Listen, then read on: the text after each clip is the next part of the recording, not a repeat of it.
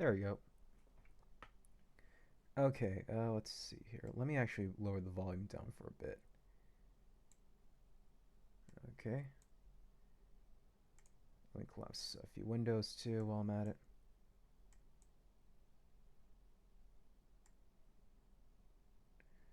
Alright, welcome to my very impromptu affiliate anniversary stream.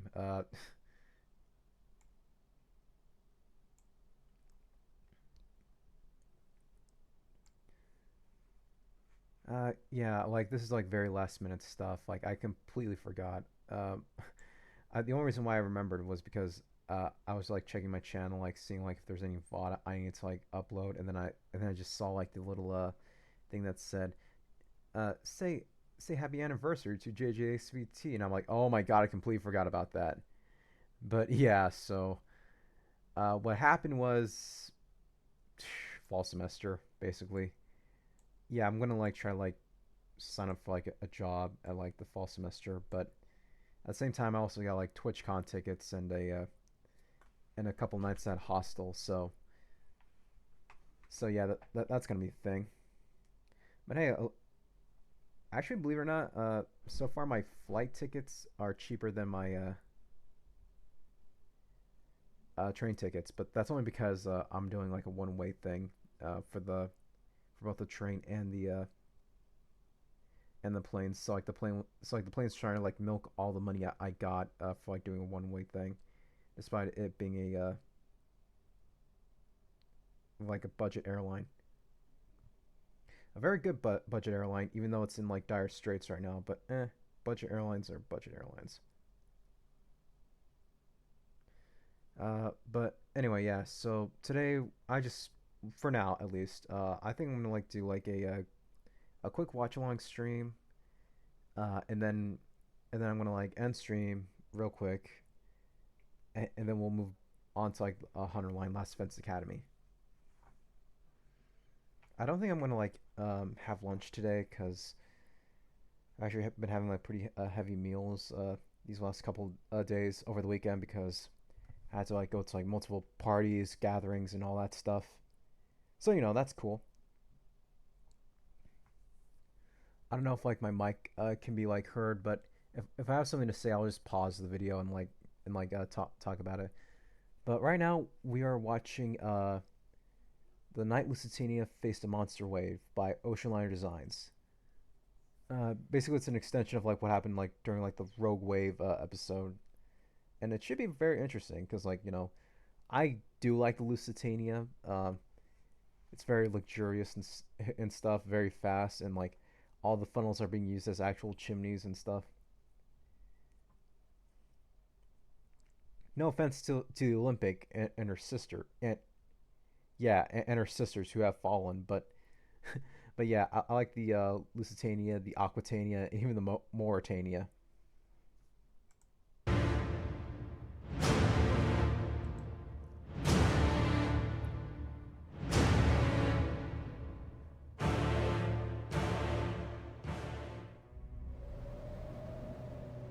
January 1910.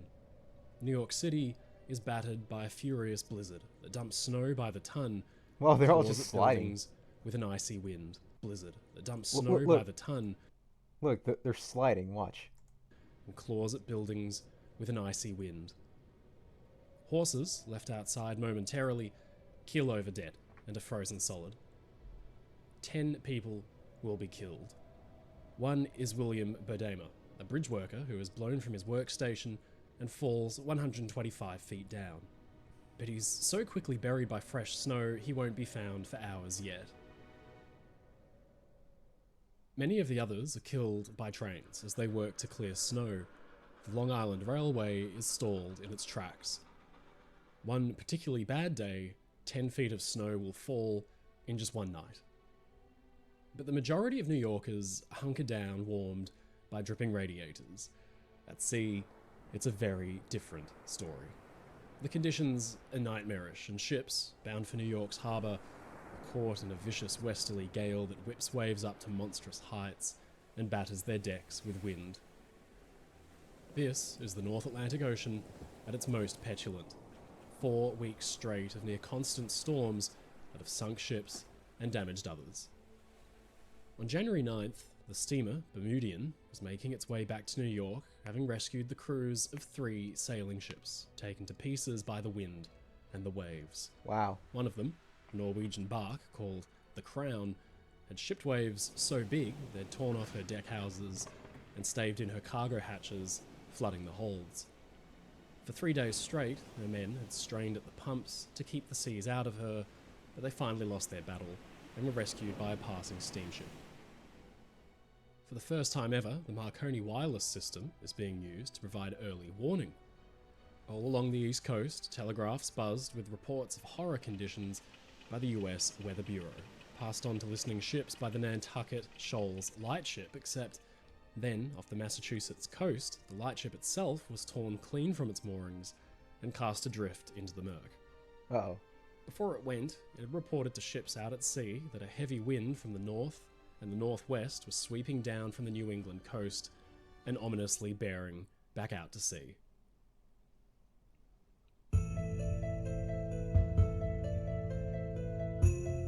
Lusitania, a celebrity in the world of passenger liners, is battling her way through. She's out from Liverpool, only a day's steaming from Queenstown, Ireland, and has maintained this route since her maiden voyage back in 1907. Now, just over 2 years later, the big ship is facing the hardest fight of her career. Lusitania has been designed for speed. Every inch of the ship's hull is optimized to cut through the worst of the Atlantic's tantrums, and Lusitania manages to cut through the ocean at an impressive 14 knots.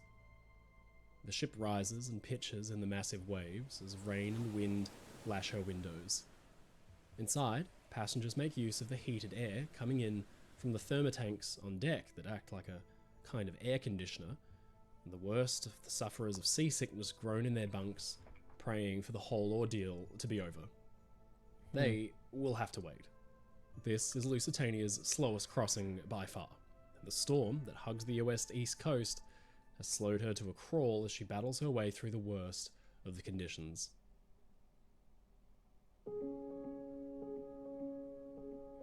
Lusitania is used to logging daily runs in excess of 600 miles, but the storm has brought that number down closer to 300, an average daily speed of around 11 knots, as wind, rain, and waves fall on the superstructure.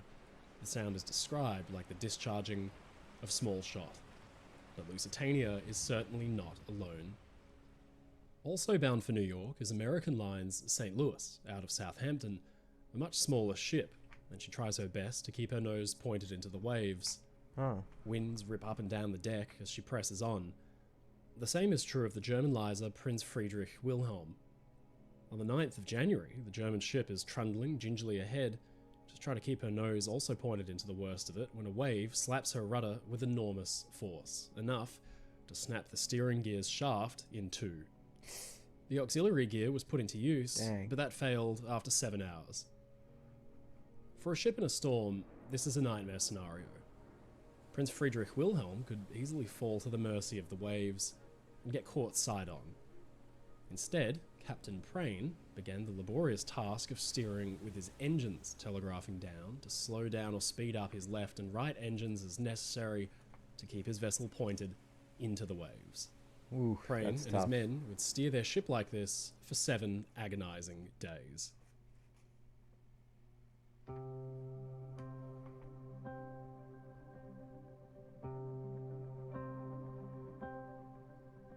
But Lusitania is half as big again as the Prinz Friedrich Wilhelm, and her rudder is holding out just fine.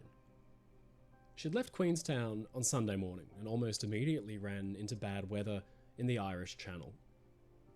Clearing the mainland, she was faced with a full southwesterly gale, and the battle had commenced right away. On the bridge is Captain William Thomas Turner, a veteran commander, and in fact this is meant to be Turner's last round crossing as Master of Lusitania, before being rotated to Mauretania, a sister ship, instead. Clearly, his last jaunt on this ship is going to be a lively one. He's been at sea a long time, since the age of about 9. Now, aged 54, He's seen the ocean at its worst, having braved its fury aboard packet sailing ships and clippers, but the storm is still nothing to be trifled with. By keeping Lusitania's speed down, her chisel-like bow can cut through the worst of the waves as they come on straight ahead. In fact, it's one of the secrets of the ship's great speed. The shape of her bow is designed squarely for cutting through instead of riding over waves. Her stem, the very tip of the bow, is nearly straight in the vertical, and the lines of the hull around it are very fine and sharp.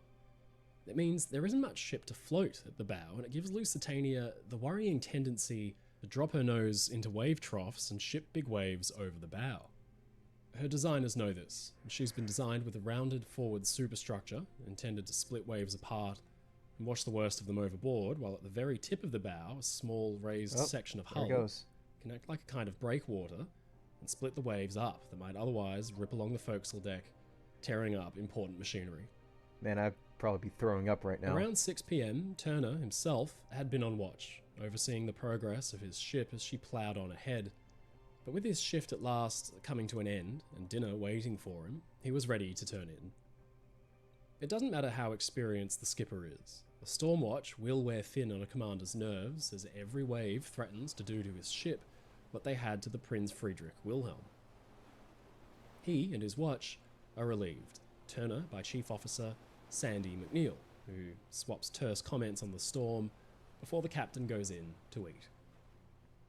In the wheelhouse are 2 quartermasters, Riddy, who swings the ship's wheel to keep her nose straight on, and Harding, who stands nearby to supervise. Third Officer Story stands with McNeil and is given an unenviable job. He has to climb up one of the 2 ladders either side of the bridge and take a compass reading from the platform on top of the wheelhouse. Known as Monkey Island, this is where the ship's main compass is kept, elevated above the steel plates on a wooden platform to avoid any magnetic interference.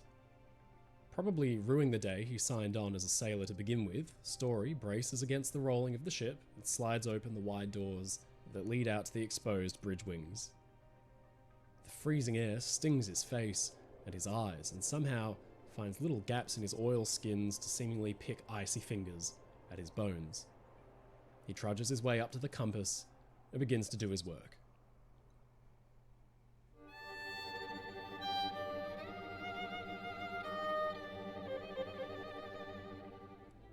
So it is that just minutes after Turner has gone in, that Lusitania gets up to her old tricks again. A big wave surges around the hull, and Lusitania follows it down, her bow dropping into the water with a massive heave. The thin, stiletto-like bow and straight stem keeps her down there for agonizing moments before the buoyancy can lift her up again. But suddenly, Story, high in the compass platform, catches sight of something that must have taken his breath away.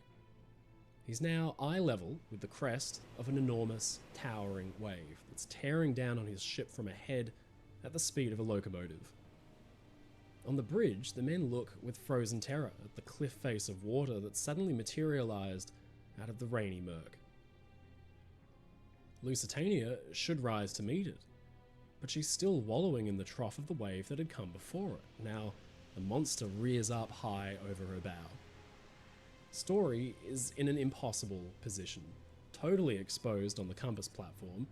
He throws himself down into it and clings on for dear life to the thin steel railings that surround him. Meanwhile, beneath him, McNeil rushes from the navigating bridge wing to fling himself into the wheelhouse, which he must know, in that moment, is made only out of thin timber planking. He's too slow.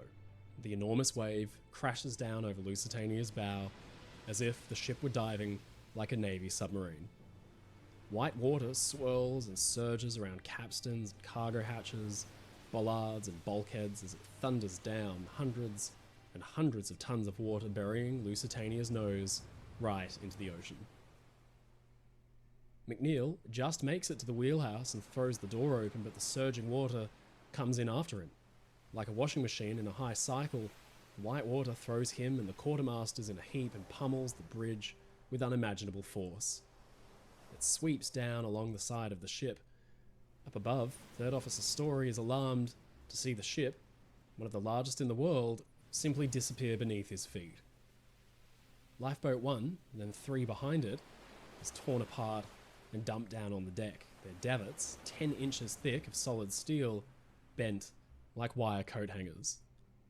Dang. Inside the bridge, the men are whirled about as Whitewater rushes in up to their armpits. The roar is almost indescribable, but Officer Story said it sounded like a dozen well-aimed shells loaded with water had exploded simultaneously beneath him. For agonizing seconds, Lusitania shakes and wallows there, half submerged, with the great wave thundering down its length. Officer Story, up on the compass platform, wonders if the ship is ever going to come back up. But slowly, surely, buoyancy lifts Lusitania's bow up so she shoots up like a sea monster rising out of the depths. The ship's headway has been almost entirely checked, and she sits, bobbing like a helpless cork. On the wrecked bridge, Officer McNeil springs, drenched and breathless, to his feet. The men inside are still up to their waists in white water that slowly begins to drain out of the open doors either side of the room. Supervising Quartermaster Harding has been thrown bodily into the after bulkhead of the room, and he's badly bruised. So has Riddy, except he looks shocked to find that he's sitting down against the wall, still holding the ship's wheel. It had been torn completely free of the telemotor. The scene is shrouded in wet darkness because all of the lights had been instantly shorted out. Poking his head through the door, McNeil can see the Lusitania's bridge has been thoroughly wrecked. All of the thick plate storm windows have been carried away intact. Lying sheet white on the floor is young Tommy Hughes, a bridge boy who'd been caught completely unprepared by the wave. He'd thrown himself to the deck when the wave had hit, but the surging tide had caught him on the way through and dragged him out as it drained. He was only saved by chance because he happened to throw his hand out and it caught a metal stanchion or railing as he was being flung past and over the side. McNeil's Wow, that was a close call. attention must have turned to Story high above him. Surely he must have been swept overboard. Remarkably, the third officer had held on for dear life and now finds himself drenched, but safe, except now faced with the challenge of actually getting down again because one of the ladders from the bridge has been ripped away completely and the other is unseated and dangling wildly. Turner appears on the bridge to find his officers rushing to regain control of the situation. The ship's lights cut out for about 15 minutes and the wheel couldn't be reseated, so with Lusitania begin to drift beam onto the waves, the men urgently get the after emergency steering station operational so the ship's bow can be pointed into the weather once again. It had been a close shave. How nobody had died was nothing short of a miracle. The force of the water had been so severe that a shard of teak wood had been shaved off of the chart room bulkhead and sent 2 inches deep into a hardwood case on the other side of the room. After about 40 minutes or so, Turner had his ship underway again. The great wave had rushed down the passageway immediately behind the bridge, flooding the officers' mess and then crashing down a set of stairs to flood their cabins as well. But remarkably, despite the heavy impact, Lusitania had done what she was designed to do by cutting through the waves so that the impact wasn't very badly felt by passengers and crew throughout the ship. There were virtually no injuries, and many didn't even know there had been an impact at all. One man, who was supposedly on board at the time, wrote that there was a fearful crash and the ship seemed to stop and shiver, and water poured through my ventilator down a stairway and into my cabin. I thought we must have run into an iceberg and rushed out to see what had happened, found the long corridor packed with screaming and hysterical women. We were soon informed that there was no danger, but a huge wave had struck the ship. But I could not help thinking how impossible it would have been to have women in the boats first, for it would have taken a long time to get them to the boats. In the morning, we discovered that the wave had knocked the captain's bridge right back and all the fixtures on the foredeck had been washed away.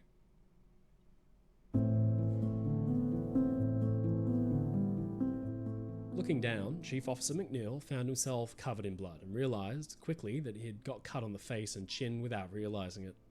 It was reported later that the torrent of water that had whirled through the bridge had stripped it of some of the fittings, and even the ship's log had been lost overboard. After sounding the ship, Turner and his crew found that some of the metal bulkheads throughout had been bent in. Doors were jammed, and copper piping had been bent as well. It had been an almighty impact. Estimates allow for at least 2,000 tons of water coming down on the top of the ship in just a few moments.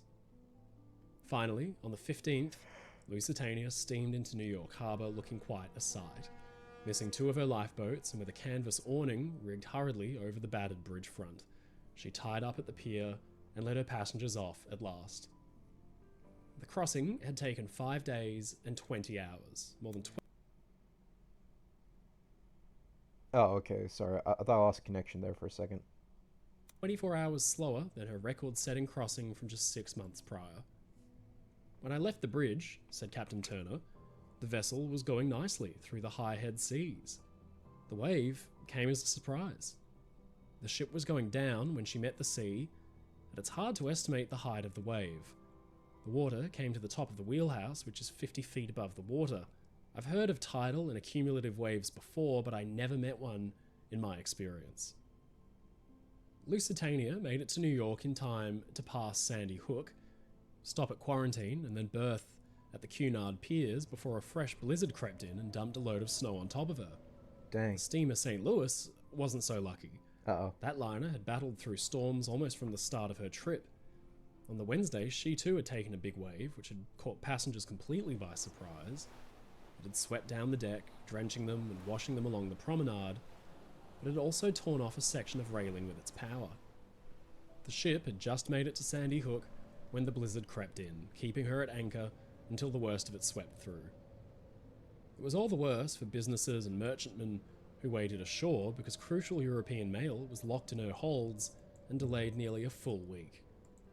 In the end, those 4 weeks of storms on the North Atlantic delayed mail so badly it created a backlog that took weeks more to sort out, as virtually every express mail steamer was taken off the run. Poor old Lusitania had taken a battering, but she had survived the worst that the North Atlantic had to throw at her. The bridge windows were all replaced and the little damage repaired in situ, but for the rest of her days, her bridge front was depressed inwards by as much as nearly a full foot. The poor weather actually kept up. Later that month, when Lusitania was steaming for the UK, she encountered weather bad enough to delay her at sea another full day, and it said that the northerly gale was so bad, one third-class passenger was driven to insanity. Rogue waves are feared things. Rather than singular great waves, they're more than likely the result of 2 or more waves happening to come together.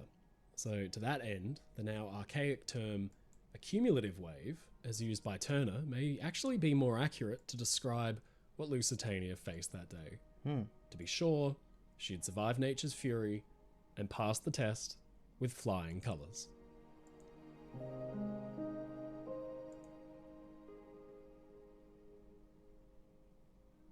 Ladies and gentlemen, it's your friend Mike Brady from Ocean Liner Designs. Thank you so much for watching this video. If you enjoyed it, please leave a comment below. And don't forget to subscribe to the channel because we get new videos out weekly. If you want to support my work and get really cool perks like behind the scenes and early access, please visit my Patreon in the link in the description below, or sign up as a YouTube member. Come and join the crew. As always, stay safe, stay happy, and I'll see you again next time. Oh, shoot. Hold on a second. Did not mean to do that. Okay. Alright. Let's see here. Okay, oh, here it is. Well, real quick. Well, just a little quick recap. It's 1990. To I. But then, at about 6 It's an outdated version of the animation of the episode, but 6 p.m., the ship's captain, Turner, left the bridge to retire for the night, but he had scarcely stepped away when something was spotted ahead. It was a towering mountain of water, a monster wave that the ship's crews, 22 meters above the ocean, were looking at eye to eye. But then, as the wave was getting closer and the men on the bridge began to brace themselves, the Lusitania pitched downward into a trough and the wave reared up well above the ship.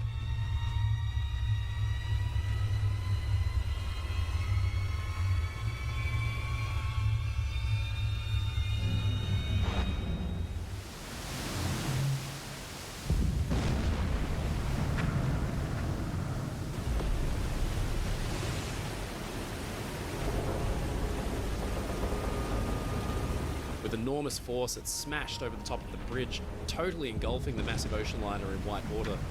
The bridge windows smashed in immediately, and the men inside held on for dear life as seawater roared in and swept them off their feet.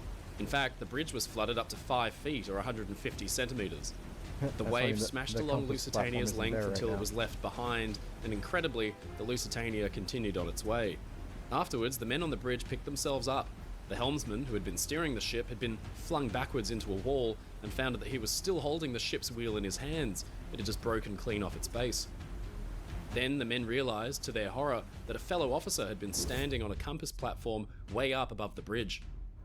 Somehow he had held on, and even though he was about 8 or 9 stories above the ocean, his legs were swamped by the water. To him, it must have looked like the Lusitania was diving into the ocean, only to never return. But Lusitania did return. The ship continued on its way after being thoroughly checked and arrived in New York a few days later. The bridge windows had been shattered and the whole bridge front had been smashed backwards by about 2 inches or 5 centimeters. Not only that, but 4 of the ship's lifeboats, each securely tied down and weighing about a ton each, had been ripped away. Amazingly, there were no fatalities or injuries in this encounter, but for a moment there, it must have seemed like it was the end for Lusitania's passengers and crew. Fast forward 85 years to 1995, and the Queen Elizabeth II was in a very similar situation.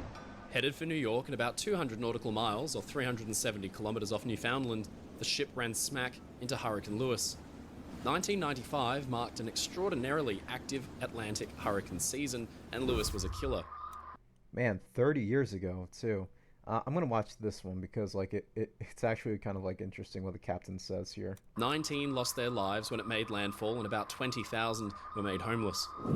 At sea, huge waves were being whipped up by the insane wind speeds of the Category 4 storm, and Queen Elizabeth II was caught right in the middle of it. QE2, as it was affectionately known, was considerably bigger than Lusitania, over twice the size, but it didn't account for much because in the face of 40-foot waves and 130 mile per hour or 209 kilometer per hour winds, the ship pitched and rolled. Onboard shows were cancelled, blackjack tables in the casino were tipped over, and then, in the Grand Salon, almost 7 stories above the normal water level, windows were smashed in by massive waves. Just after 4 a.m. on September the 11th, QE2's captain, Ronald Warwick, was on the bridge when out of the darkness ahead he spotted some white cliffs.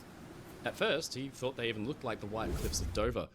But then, to his horror, he and his officers realised they were staring eye to eye at a wave about 96 feet, or just shy of 30 metres tall.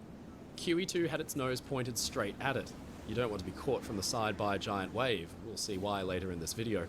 But the crew held their breath as the wave raced directly at them. Captain Warwick recalled that the wave seemed to take ages to arrive, but it was probably less than a minute before it broke with tremendous force over the bow. An incredible shudder went through the ship. Just like on the Lusitania, the wave broke directly over the ship's nose, a seething, boiling wall of white water which smashed into the ship's bow decks with all of nature's incredible, destructive power. QE2 broke through this first wave, but then the 963-foot-long ship dropped down like a roller coaster car directly into the path of a second wave, which crashed along the ship's length.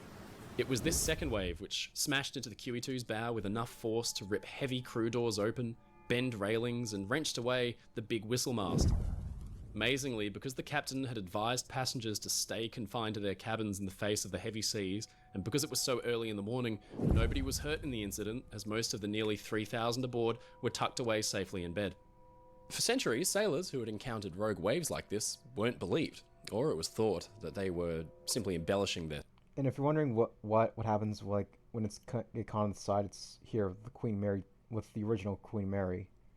Yeah, she almost capsized, but that's about it for now. And there's actually this new video that I want to like check out. I haven't seen yet. It's by the internet historian. It's about the Ever Given when it got caught in the Suez Canal.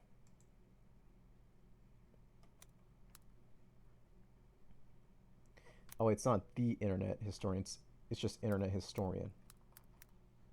There we go.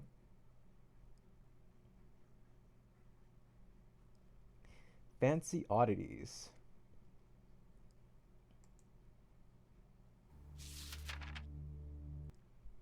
All right, so let's go ahead and like make this like a reaction video to get my friend. to get all the views on YouTube. All right, anyway. But nah, for real though, I haven't like seen this video at all, so this is like just me reacting to it blind.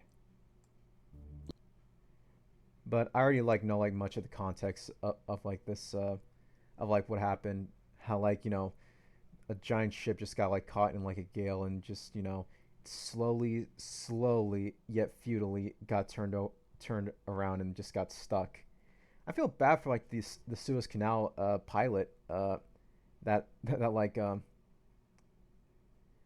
that like got caught in that thing. He probably thought to himself, "Ah, no." And like once he got stuck, he was like, "Shit." Okay, I'm gonna go ahead and skip this ad, and we're gonna go ahead and watch this video. Let me weave you a tale of a windswept night beyond the old Egyptian sands, where the water plays coy with the shore, and the coy are sure to play in the water, where the desert wolves make love to the moon. What the fuck? Exterior day. This is the Suez Canal. Undeniably, Egypt's most famous body of water. Nothing bad ever happens here. Sure. Oh, except for that one time. Cold War? Okay, so there's a ship, and it's called the Ever Given, and it's going up the Suez Canal really fast, probably. I was supposed to say, except that one time, and I'm thinking to myself, oh, the Sinai crisis? And like, oh, right, forgot. We're watching about the Ever Given one. And you think that, well, the Port Authority would call up, and they'd be like, Captain, you are going way too fast. but the captain, he's wicked sick cool, so he's like, They're just jealous of my passion for going fast through critical trade infrastructure. Gotta go fast. Gotta go faster.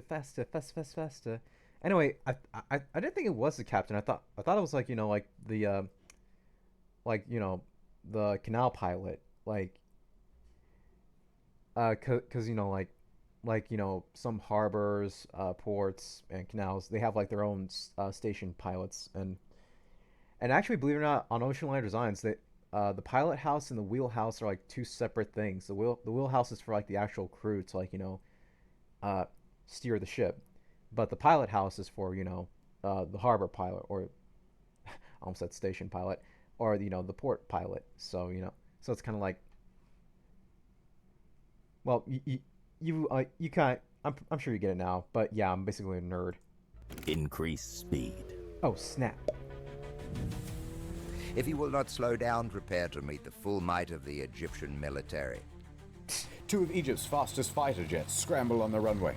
You know what? Pretty accurate. Captain kept adding power. Faster! The people of Europe need these Chinese knockoffs of European goods. And they got all sorts of technology to go like top speed. Don't go faster, I beseech you. But everyone on the crew was loving it. Yeah, go faster. But Yeah, sweet. then Look out! Someone left a ramp in the middle of the canal. I ain't afraid of Oh nothing. snap! Double sunglasses. it was at That's this so cool. point that the captain chose to do a wicked sick jump. Lens flare. Lens. Wait, what? Chose Lens. to do flare. a wicked sick jump. Lens flare. Okay, container ship does an amazing jump in Suez Canal, March 25th, 2021. There was a lens flare at the Suez Canal that made the ship jump even more epic. The Guardian, coolest container ship to grace the seven seas ever given. Ever given does jump. Al Jazeera. Oh, NBC. But they overshot it. They were gonna collide with a gently sloping sandy bank. Gently sloping. They threw on the handbrake, Drop anchor! Brace for impact! but it was too late. Collision. Literally everybody died. What the fuck? Ever given, ever taken away. Ever taken away. That'll do. Alright, see you in a year. All right, bye. All right. Okay, guys. Good episode. Good. I really like the visuals and all that stuff. It was very fun. Like I always like internet historians' short videos. Oh wait, there's more. Never mind. What do you mean it's not long enough? Wikipedia, ChatGPT. Add the music. They love that.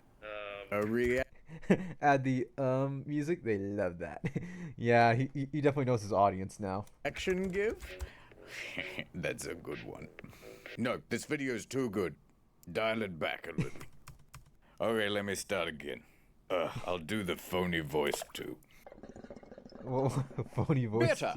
Okay, so here's what really happened. Oh wait, the following is based on true events. However, most details come from secondary sources, while some conversations were recorded, including the VDR data of the ship. Almost none of that material has been made available to the public. So we took a few liberties to fill in the gaps. All characterization should be considered fictional, not reflective of the real people involved, and interpreted for storytelling and entertainment purposes only. Also, we play pretty fast and loose with certain details in the order of events. Be cool and please don't bother with any people involved in the Suez incident. We're just here to have a good time. Well, I mean, yeah, come on, guys. It's not. I mean, like when you think about it, none of this is as inconsequential as compared to the other Suez crisis. You know, the one back in the Cold War, back in the 50s, back when people still didn't know who Elvis was or the Beatles were. Yeah. Yeah, I'm pretty sure we're okay, like having a few laughs at over like a mistake. Granted, mistake that probably cost a few businesses their livelihoods, but hey, you know what? Hey, you know it's still pretty funny. So I don't think you have too much to worry about, internet historian. Act 1. Everything is great. Oh, okay, cool. This story begins in Malaysia. Of course, you already know. But that's this one over here. And at a port named Tanjung. I was gonna say, wait, isn't Malaysia right on that peninsula right there? And I'm like, and he just shows it anyway. I'm like, oh, okay. Palepus is the container ship known as the Ever Given. The last of the cargo is loaded onto the ship, and the captain of the ship, Krishnan Kanthaval, is there with his. The crew comprises about 20 Indian dudes who do everything from navigation to engineering and maintenance. There are photos, but I felt unnecessary to show them here. Crew of 20. Hello. At this point, Kanthaval probably said something like, "All right, the boat's tummy is all full of cargo. We're almost ready to get going." So Evergreen, the operating company of the ship, would have called ahead and booked passage for the ship. Yes, one adult ship ticket, please. Large. How many containers? Hold on. 1, 2, 3, 4, 5, 6, 7, 8, 9, 10, 11, 12. Now this guy at the operating company is on the line to the Suez Canal Authority. And they are in charge of all of the operations of the Suez Canal. Cool. All right, thank you for choosing Suez Waterways. You are scheduled for March 23rd. You are 922nd in queue. All right, we've got a Supermax container coming through on March 23rd. Pulling up the stats now. The Ever Given, one of the largest container ships in the world. Over 400 meters long, 60 meters wide. Only 10% smaller than the world's largest aircraft carrier. Able to carry over 20,000 of these shipping containers. Here's a guy and a sandwich for scale. All right, navigator, helmsman, Gene. Let's get going. We wouldn't want to hold up the other ships. With a teary goodbye, the Ever Given sets sail from Malaysia and makes course for the Netherlands. Let's go to the map. Malaysia, and you already know, but the Netherlands is over here. The route's so simple. You just go from here over to... Oh, crap. I accidentally hit a keybind, my bad. Last of the cargo... Red Sea. Tanjung Palepus is ready. Yes. 3, 4, 5, 6, 7. All right. Thank you for choosing Sue. 23rd. Pulling up the stats now. The Ever Given, one of the largest container ships in the world. Over 400 meters long, 60 meters wide. Only 10% smaller than the world's largest aircraft carrier. Not to scale, the USS Gerald Ford is actually smaller lengthwise than the Ever Given, but it's a bit wider. Duh. Parts with larger. If we used a more accurate visual scale, we look deceptively Able to smaller. carry over 20,000 of these shipping containers. Oh, okay. Well, I already know what the capacity of shipping container, so I'm not even gonna. Is a bother guy on and a that. sandwich for scale. Duh. All right, navigator, helmsman, Gene. Let's get Gene. going. We wouldn't want to hold up the other ships. With a teary goodbye, the Ever Given sets sail from Malaysia Teary goodbye. and makes course for the Netherlands. Let's go to the map. Malaysia, and you already know, but the Netherlands is over here. The route's so simple, you just go from here over to... Oh, Oops. we're blocked by Africa, sir. Should we just head back?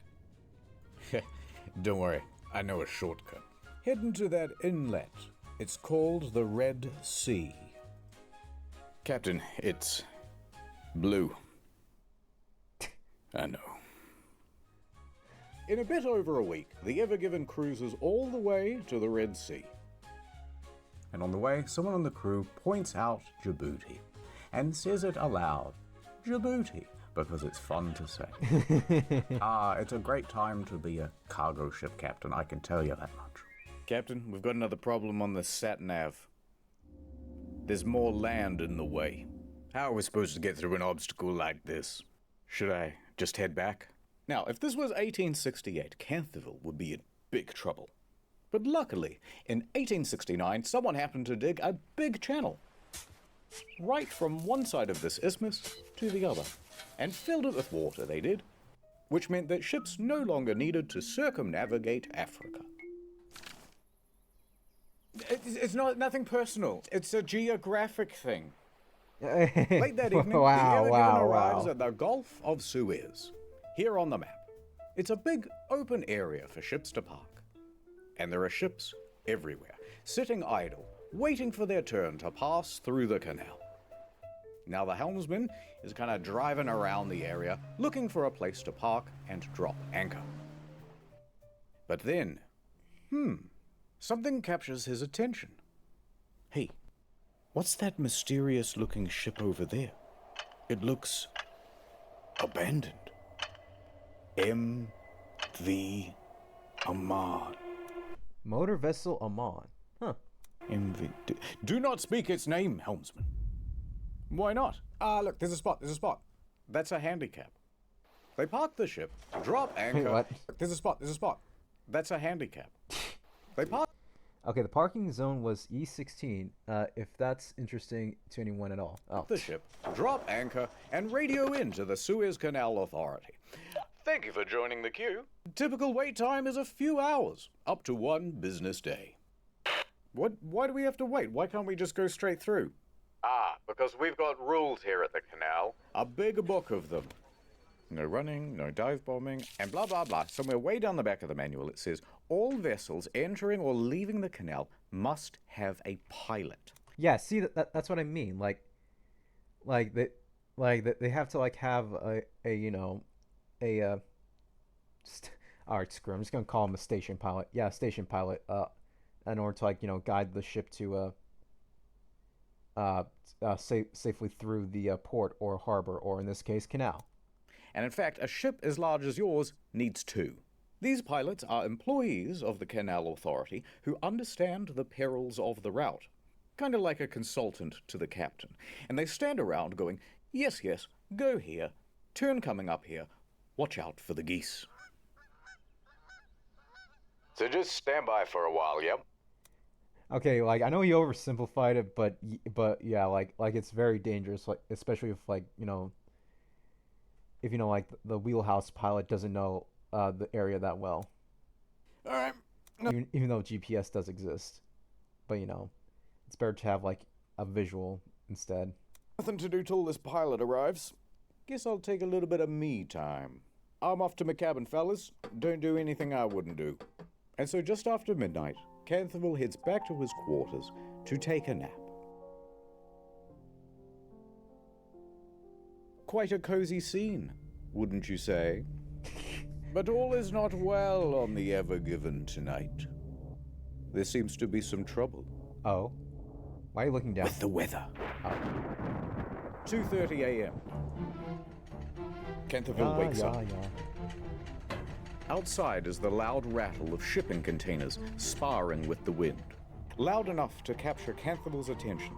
Rara. He dashes up to the bridge. All right, what's the status on it being really, really windy outside? The wind is up to 35 knots, but the Ever Given is fine and the anchor is keeping us held. All right, it sounds like I can head back to my quarters then. Wait, Captain. I think we need to move the ship. Yeah, those guys are getting closer and closer to us. We're surrounded by ships like the Al Nasriyah. Their anchors can't withstand the wind and they are being dragged about. We need more buffer or there's risk of a collision. Good thinking. All right, duty engineer, prep the engines. Aye. The ship kicks to life. The helmsman steers the Ever Given to get further away from the other ships. This whole thing might be cancelled. Port control.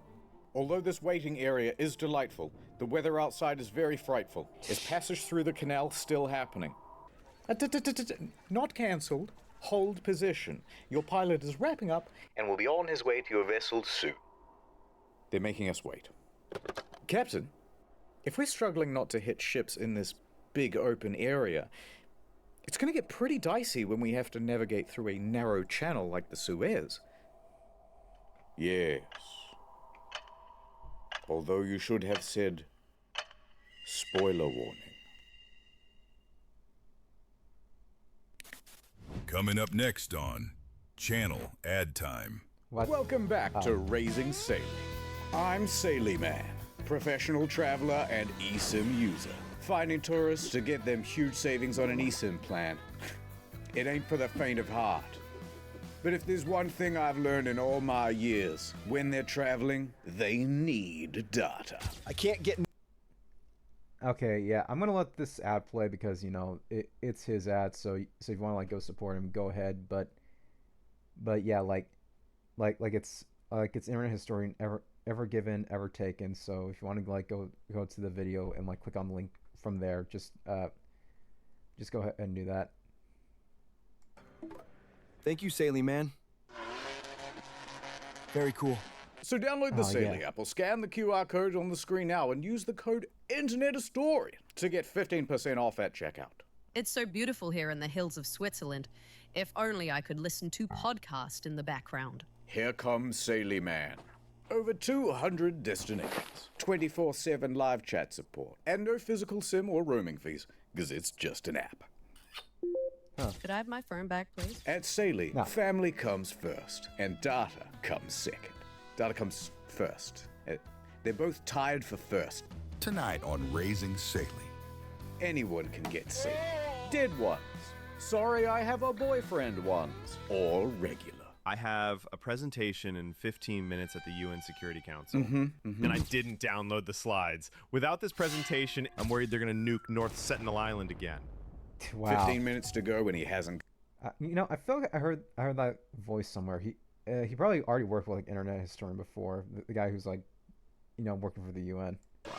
Here comes Sailey. Now you have 10 gigabytes of data on your phone. Cheaper than most phone providers. I love you, Sailey Man. Hush, little one. I saved it. The Sailey app really saved me. This truly was our darkest hour. But we prevailed. It's not an easy job, but Sailey gets me through. So download the Sailey app or scan the QR code on screen and use Internet Historian as the code to get 15% off at checkout. Get some damn data on your phone, why not? Ad over. Some time has passed. We're back on the bridge. There's the helmsman. Captain's gone back to his quarters. Pilots won't be here for hours. Then suddenly, an idea. The helmsman takes it upon himself to navigate a little bit of art. Oh. Tee-hee-hee, says the helmsman. As long as no one checks the nav data, this won't come back to bite me at all. Okay, okay. Says the helmsman. As long as no one checks the nav data. Okay. So here's the thing: people do check the nav data, and it's actually pretty fun to like check, but but yeah, like This won't come back to bite me at all. but yeah, like people even before like this incident happened already knew what the hell he was doing. A couple of hours pass. The wind dies down just a little. Unless that was the thing, like they said that they were like gonna like fuck around with, you know, like this is basically fictional at this point. So I wouldn't be surprised if that didn't really happen. No ships crashed into the Ever Given, but a small one did pull up beside it. Oh, it's the pilot. Captain, pilots are here. Welcome aboard. Oh, hey, Captain. Yes, we're running late. Where's the helm? We don't know what the pilots' names are, so we're just going to go with blue and red. Okay, I think we should move ahead at about 14 kilometers. That's right. Ahead. 14 kilometers per hour. The Ever Given... For some reason, I thought they were playing Grace Attorney music. Given joins a convoy of ships taking position at the entrance to the canal. Convoy, checking in. Ready. All right, everybody. We want to be alert. Stay focused. Yeah, Captain. I'll follow the other ships. I'll try not to get lost. Hold on, helmsman. And the audience. This is a much more perilous journey than you might know. What? A big straight line? It is 193 kilometers of narrow waterway. And I hope you've got some stamina, because it takes 12 hours to traverse. That's a full day trip. Some parts are only 24 meters deep. Oh, that's very shallow. Yes, and only 200 meters wide in some parts. That's very narrow. I've seen McDonald's drive-thrus with more clearance. And you certainly wouldn't want to have an accident, would you? Because 12% of the entire world's sea freight passes through here. If you blocked it... Huh. That's actually... I mean, I kind of expected like 20%, but no. Shoot. 12%. That's not bad. The consequences would be humongous. No pressure, though. Oh, I see. Oh, don't mind him. He gives that speech to everybody. Ahead, 14 kilometers per hour. Yes, pilot. 14 kilometers. Steady on. So into the canal, the Ever Given went. As they cruise, the winds swirl back onto the sea. No longer buffered by miles of open water, the sand and dust can blow about with abandon. Low visibility. Strong winds jostle the ship. Grit pelts the bow. The Ever Given steams ahead at about the pace of a fast jog. And there's no real build-up here, to be honest. Things go awry almost immediately. How are you coping with the wind? It's manageable. Alright, well, the wind is definitely pushing us to the left-hand side. Yes, just try to keep it as centered as you can. Adjusting. These winds are quite something. Do you think we should have insisted they postpone? The pilots don't seem worried, and they know this water better than anyone. The angle of the wind is particularly nasty, catching the enormous surface area of the ship and constantly nudging it off course. Helmsman, you're still too far to the left. You got to get back to the center. Yeah, I'm trying. Adjusting. The helmsman keeps changing the trajectory of the ship, but he cannot seem to stay in the center. Come on, helmsman, we're still not centered. I know, it's the wind. No matter what they do, they can't seem to get away from the left bank. The wind foils their every countermaneuver. This is not as manageable as I thought it would be. Is it going to be like this the whole way? Don't worry, this is really common. It won't be the whole trip. No. The problem is we're going too slow. Red Pilot takes the initiative. If we speed up, we can push through the wind. Accelerate to 22 kilometers an hour. That's 3 knots? Whatever. Reluctantly, the helmsman obliges. 22 kilometers per hour. Engines engage and the ship speeds up. Captain, going this fast in heavy winds is needlessly reckless. There are protocols for this sort of thing. All right, Gene, it's a bit windy. Relax. This must happen all the time. And, you know, to be fair, it is a desert, so like, I'm pretty sure strong winds are like more than common. The Red pilot was right. The increased speed helps them to fight through the wind and get away from the left-hand bank. However, they can't seem to keep the ship in the very center. Helmsman, you're aimed too severely to the right-hand bank now. We need a bit of leadership here. Don't worry, I know what to do. Turn left. Adjusting. The pilot's giving steering instructions now. Captain, is he supposed to do that? Captain, the pilot is not here to give steering orders. You should say something. The ship is now consistently snaking left and right and left and right. Turn to the right! Look, this is all a bit tense. Well, I'm sure there are, like... We both know where this is going. It's gonna crash. Duh. Let's just enjoy it. Oh, wow. There it is. A gently sloping sandy bank. Red pilot, we're just consultants. This isn't our job to steer the ship. You're micromanaging. We should only be giving general navigation advice. We're getting too close to the left bank. I can't keep it centered. We have to slow this ship down. If we slow down, the wind will push us into the bank. What do I do?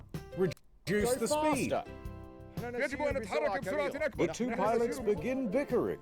And not just bickering normally. They're bickering in Arabic. Arabickering. And Canthable's crew doesn't speak Arabic. What the hell are they saying? I don't know. Neither do I. Does anyone here speak Arabic?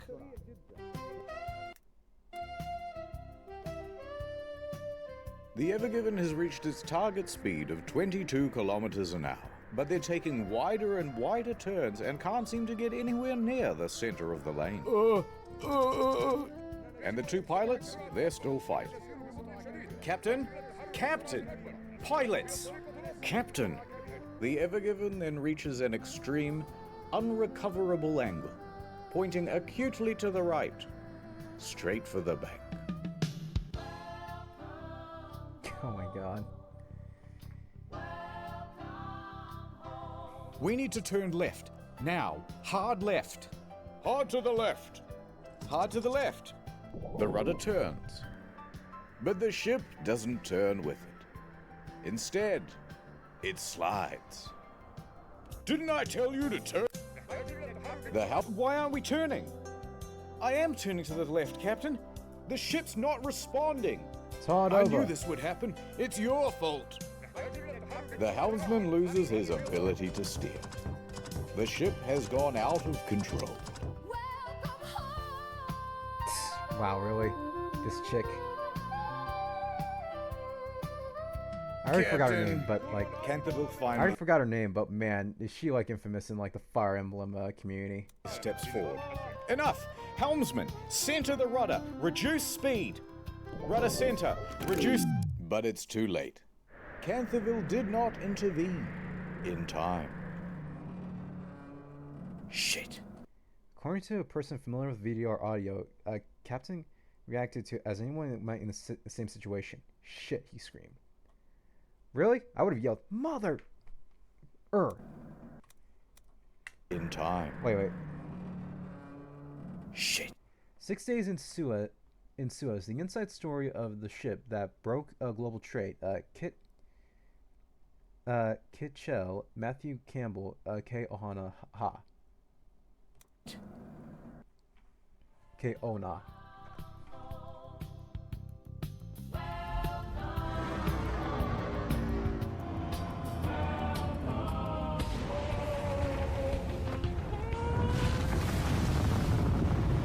The crew can feel the vibration through the floor as the bow meets the bank.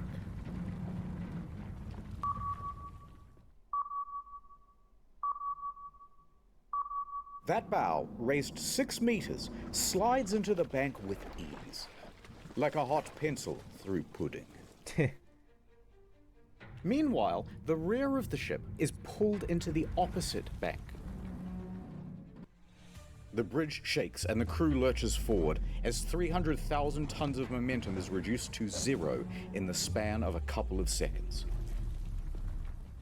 We've run aground, cut your engines. Canthaville yells out on the radio, because don't forget, these ships are running as a convoy, which means that the ships behind them have just seen what's happened, and they all have to slam on the brakes. A couple of ships back, the Asia Ruby 3 suffers an engine malfunction, and it cannot stop as quickly as it intends to, and nearly plows into the back of the Maersk Denver. They manage to stop themselves just in time and prevent running aground as well. Pan back to the Ever Given. Let us look at it from above.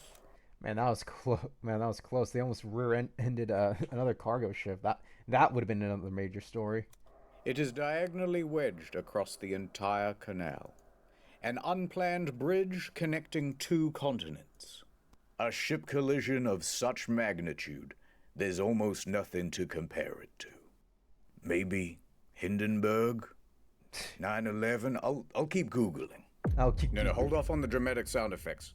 There's no need to panic just yet. I like how there's a bunch of Uber Eats in like the background. Googling.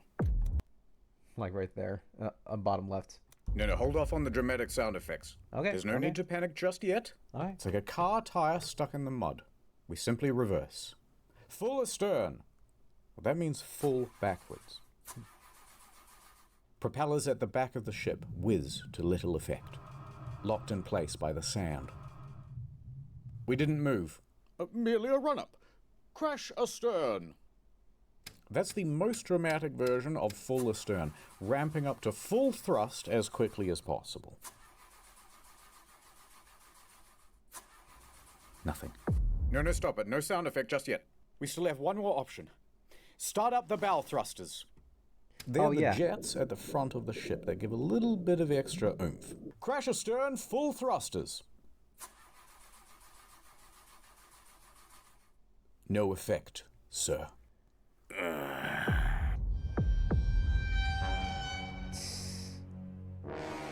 Oh, the fucking dramatic. Now, we don't have the transcript from here, so we'll just presume that at the time, Canthaville said something very quirky and millennial, like, so that just happened. But what we do know is that he and the pilots then jumped on the radio and got in contact with the port authority. Look, listen to tell you, and you gotta promise not to get mad. Shut up. Listen. Shut up. We're gonna need a tugboat. We are run aground. The helmsman takes a turn at being millennial. There are other ships right behind me, aren't there? Uh-huh. And there were, as the queue of container ships piling up behind them got longer and longer. Make that 2 tugboats. So what happened here exactly? And who is in big, big trouble? Explainer time! There are 3 main causes to why the ship crashed. Let's start with the wind. Which is arguably the biggest The one. captain could have very easily said, guys, the wind is far too severe. Let's postpone. But he didn't. However, the blame's not all on Canthaville. The 2 pilots could have also said, let's just follow protocol. By radioing in to HQ and saying, yes, get us 2 tugboats, please. With one on each side at the front, they would have had far more stability and control. And they wouldn't need to erratically fight about with the wind to stay in the middle of the lane. Second cause, the speed of the ship. Now, it was the red pilot who told the helmsman, accelerate the ship to 22 kilometers per hour. But when he did that, they were already driving at the speed limit for their weight class, 14 kilometers per hour. And telling the helmsman to go beyond that meant that they are technically breaking the rules. And while I agree that some rules are made to be broken, going this fast in a very large ship in a comparatively small canal causes a whole bunch of problems to do with fluid dynamics. Big problems. Huge. 5 fun physics phenomena. No, I don't know the physics, and if I did, I wouldn't tell you. But what I will say is this. Jeez. Speeding up causes something approximating oversteer. The ship becomes all slidey. I'm just going to turn a little bit to the left, but instead you go a lot to the left. I'll just turn right a little bit, but instead you turn to the right a lot. Remember how the cheerful navigator was like, come on guys, we have to get back to the center of the lane. Well, they can't, because every time they try to direct back to the center, the speed and the oversteer means they overshoot it. One more effect of going very fast. I will sneeze. Wait for it. Take a look at this animation side on. Water pressure effects cause the ship to tilt.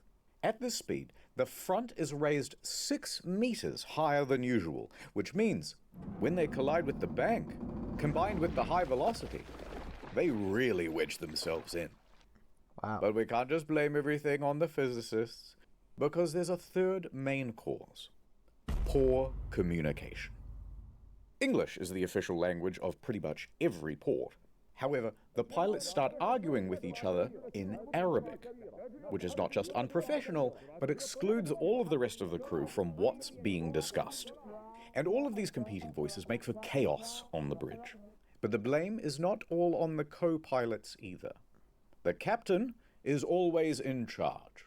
He has the ultimate authority. Decisions start and end with him. So the captain should have intervened and said something like, "Shut up, everybody." But he doesn't. He stands there quite passively throughout. By the time he does step in, it's too late.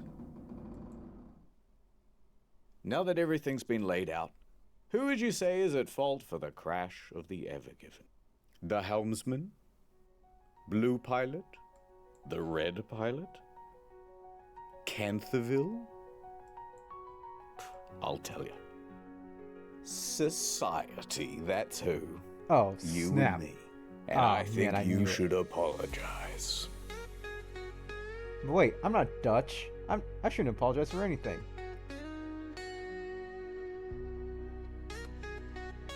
It was going to the Netherlands anyway. Might as well blame them. Alrighty, so we have something 3.5 times the size of the Titanic, choking the world's largest freighting canal like a greedy seagull throating a glue stick. Yeah, good start. And they didn't get very far through the canal itself. About 5% of the progress bar. But if we scroll up for a second, we can see what landmarks they missed out on. The Great Bitter Lake, named so because the water there is very salty instead of fresh. Then up a 2-lane bit and over to Timsah Lake, named so because Timsah is the Arabic word for crocodile, because there used to be crocodiles in there. Otherwise, it's pretty much zip crocodile. There are no crocodiles in the lake nowadays. During prehistoric times, it may have been the natural endpoint of the Red Sea. Oh, interesting. There used to be crocodiles in there. Otherwise, it's pretty much zip right through to the Mediterranean. There would have been... Some people consider the Mediterranean Sea to be one of the wettest places on Earth. Very nice for them. Now we go back a bit to Timsah Lake, and here you'll find the city of Ismailia. And at its port, see this building? This is the Suez Canal Authority. Inside, Captain El Said, head of navigational control, is just settling in for the day. As he sits down to his desk, Captain, you're gonna want to see this. The video feed pulls up. Uh-oh. What? Line 1. We're stuck. We'd like to request a tugboat. Stuck? Stuck where? You know that single lane area pretty close to the entrance? There. Now, had this happened in one of the 2-lane sections, they could have kept the traffic flowing. But alas. What? So you're blocking all the traffic? Mr. El Said, we already promised we wouldn't get mad. Fine. I gotta see how bad it is in person. El Said snatches his keys off his desk and he races down to his car, rushing to the scene. He gets out and casts his eyes upon the ship. My God. Towering over him is a structure the width and breadth of the world's largest Walmart, except it is also 15 stories tall. Yeah, I was about to say, like it's the size of a freaking office building. The bow, raised 6 meters higher than normal, is jammed into one side, like an unwitting finger in a Chinese finger trap that somebody filled with Gorilla Glue in its prom tomorrow. And the ass of the ship, firmly squatting aground on the other side. And the middle of the ship, making bended metal groans as it's barely suspended by only a few meters of water. Al Said lets the sand run through his fingers.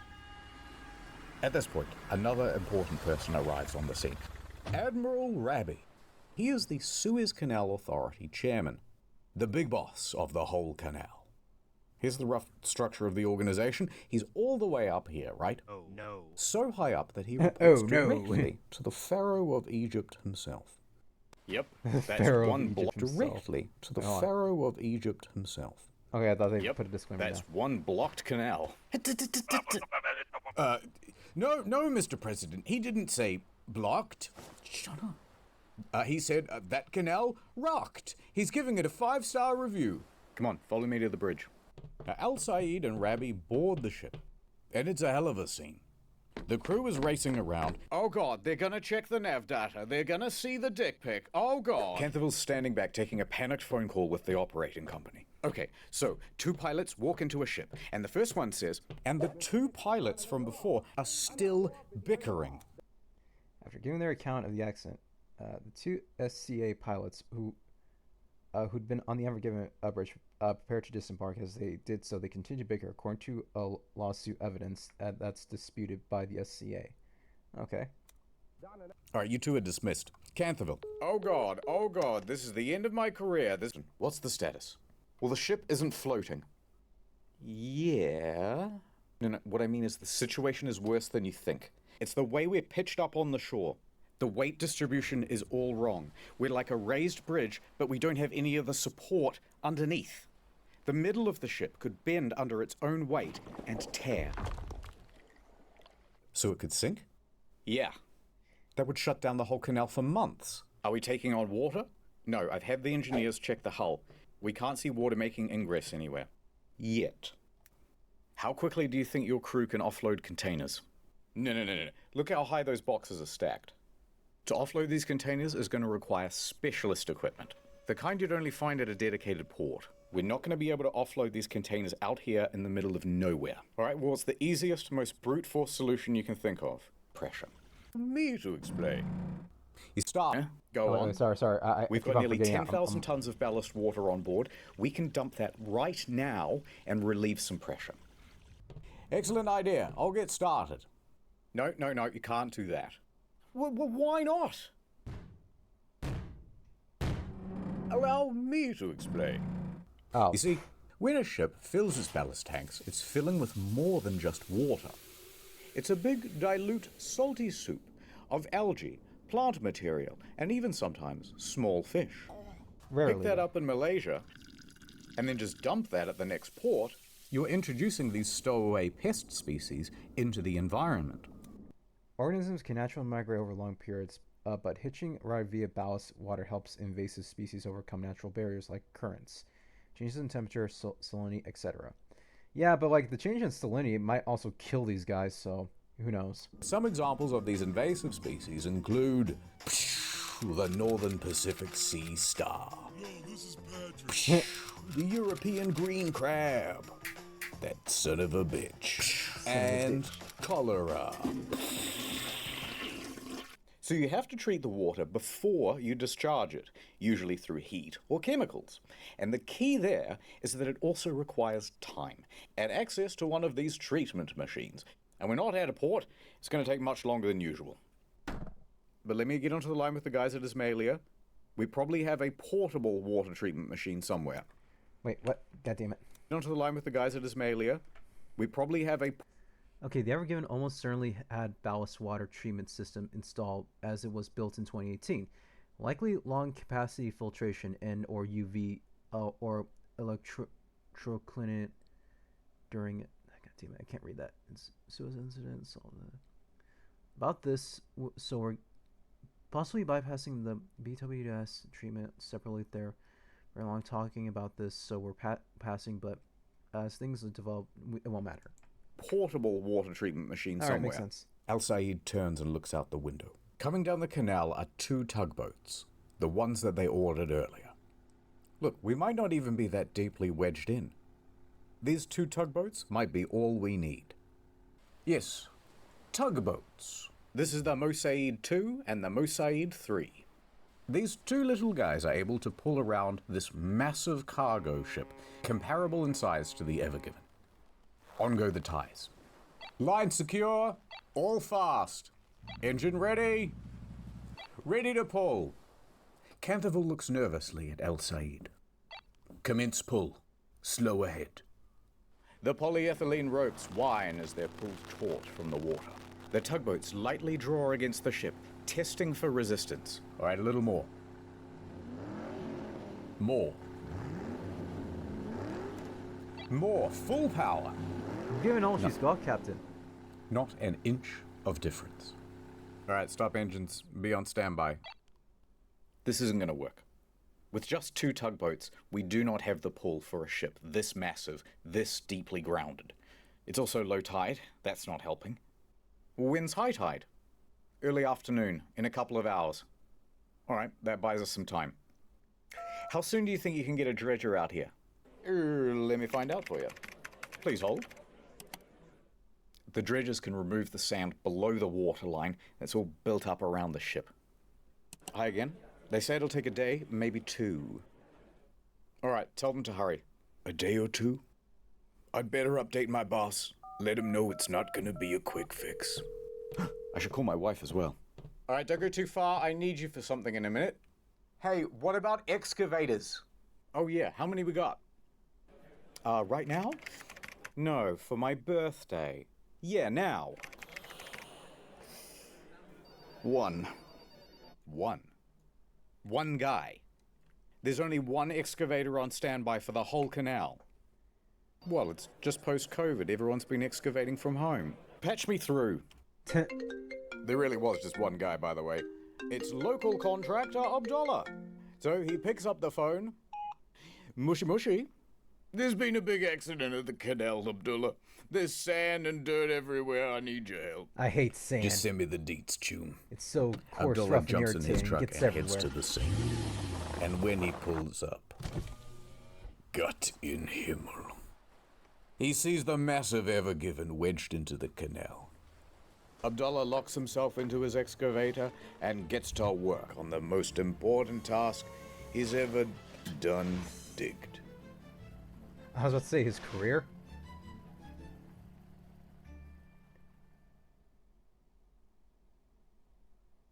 Back on the bridge. Yeah, I'm not sure. Hopefully home soon.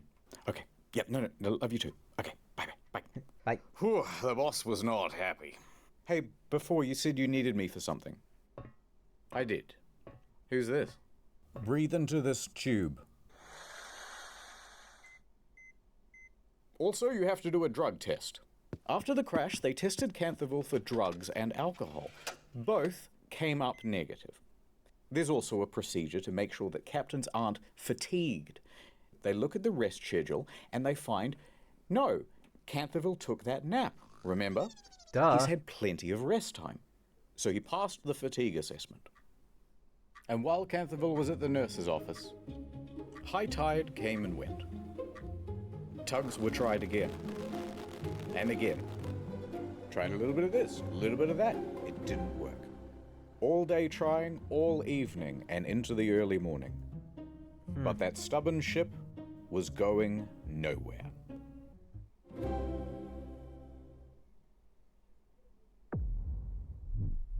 Still stuck. Day 2.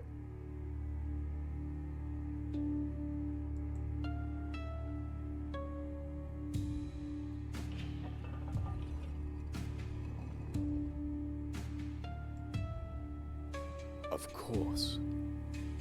The moon. The moon haunts you. Day 2. There's quite a queue of ships Oh, by right. this point, and they're Crap, all the moon honking their controls tides, horns I'm stupid. impatiently. Hey, move your ass! I got Frozens in the back. Go around! Go around! No one knows quite what's happening because the Suez Canal Authority has not made a formal statement. But their hand is about to be forced when an impatient sailor behind the Ever Given takes a photograph and publishes it online.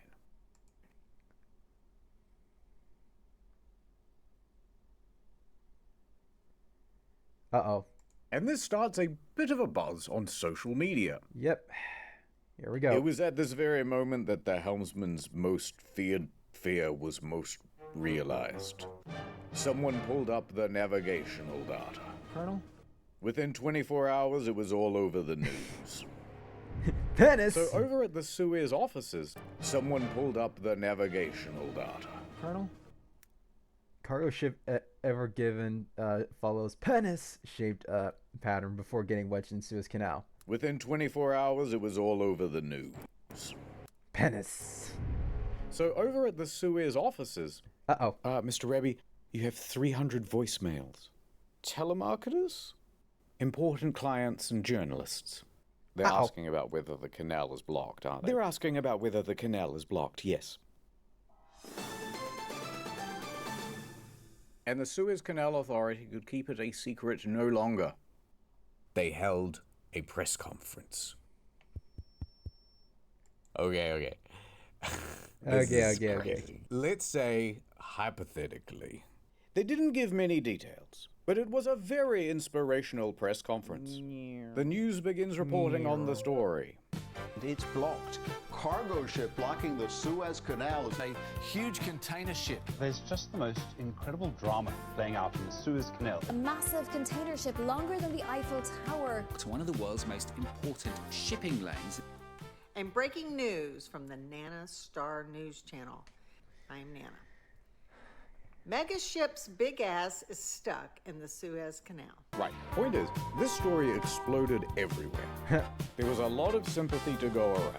I appear to have blocked global trade. And the internet, upon seeing it, went, these guys need some help. We would love to volunteer. There's that picture of a naked woman. I need to help them. They knew best about what to do to get this ship unstuck. Alright, it's time for the I reckon you could pretty much just do this and it'd work section. By far the most popular solution was simply blow it up. No ship, no problem. Yeah, that totally works. But why wouldn't this work? Well, first you're blowing up $1 billion worth of cargo. And this thing is about 3 times the size of Mount Rushmore. So there's quite a lot of debris to sweep up, actually. And you still haven't solved the problem of moving the thing out of the fucking canal.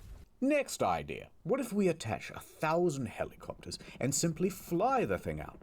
You could even take it all the way to its destination in the Netherlands. Well, the problem is this thing weighs about 300,000 tons. So even if you had a really powerful helicopter, you're going to need like 25,000 of them. And you can't put them all together in one area or they'll all crash. It ain't gonna work. En route to help. Hey, maybe pull up a bit. Next. Nope. Alright, more seriously, why don't we take a whole bunch of old jet engines, weld them to the sides of the ship, turn them all on at once, and whee, the day is saved. However, there is a risk of an explosion.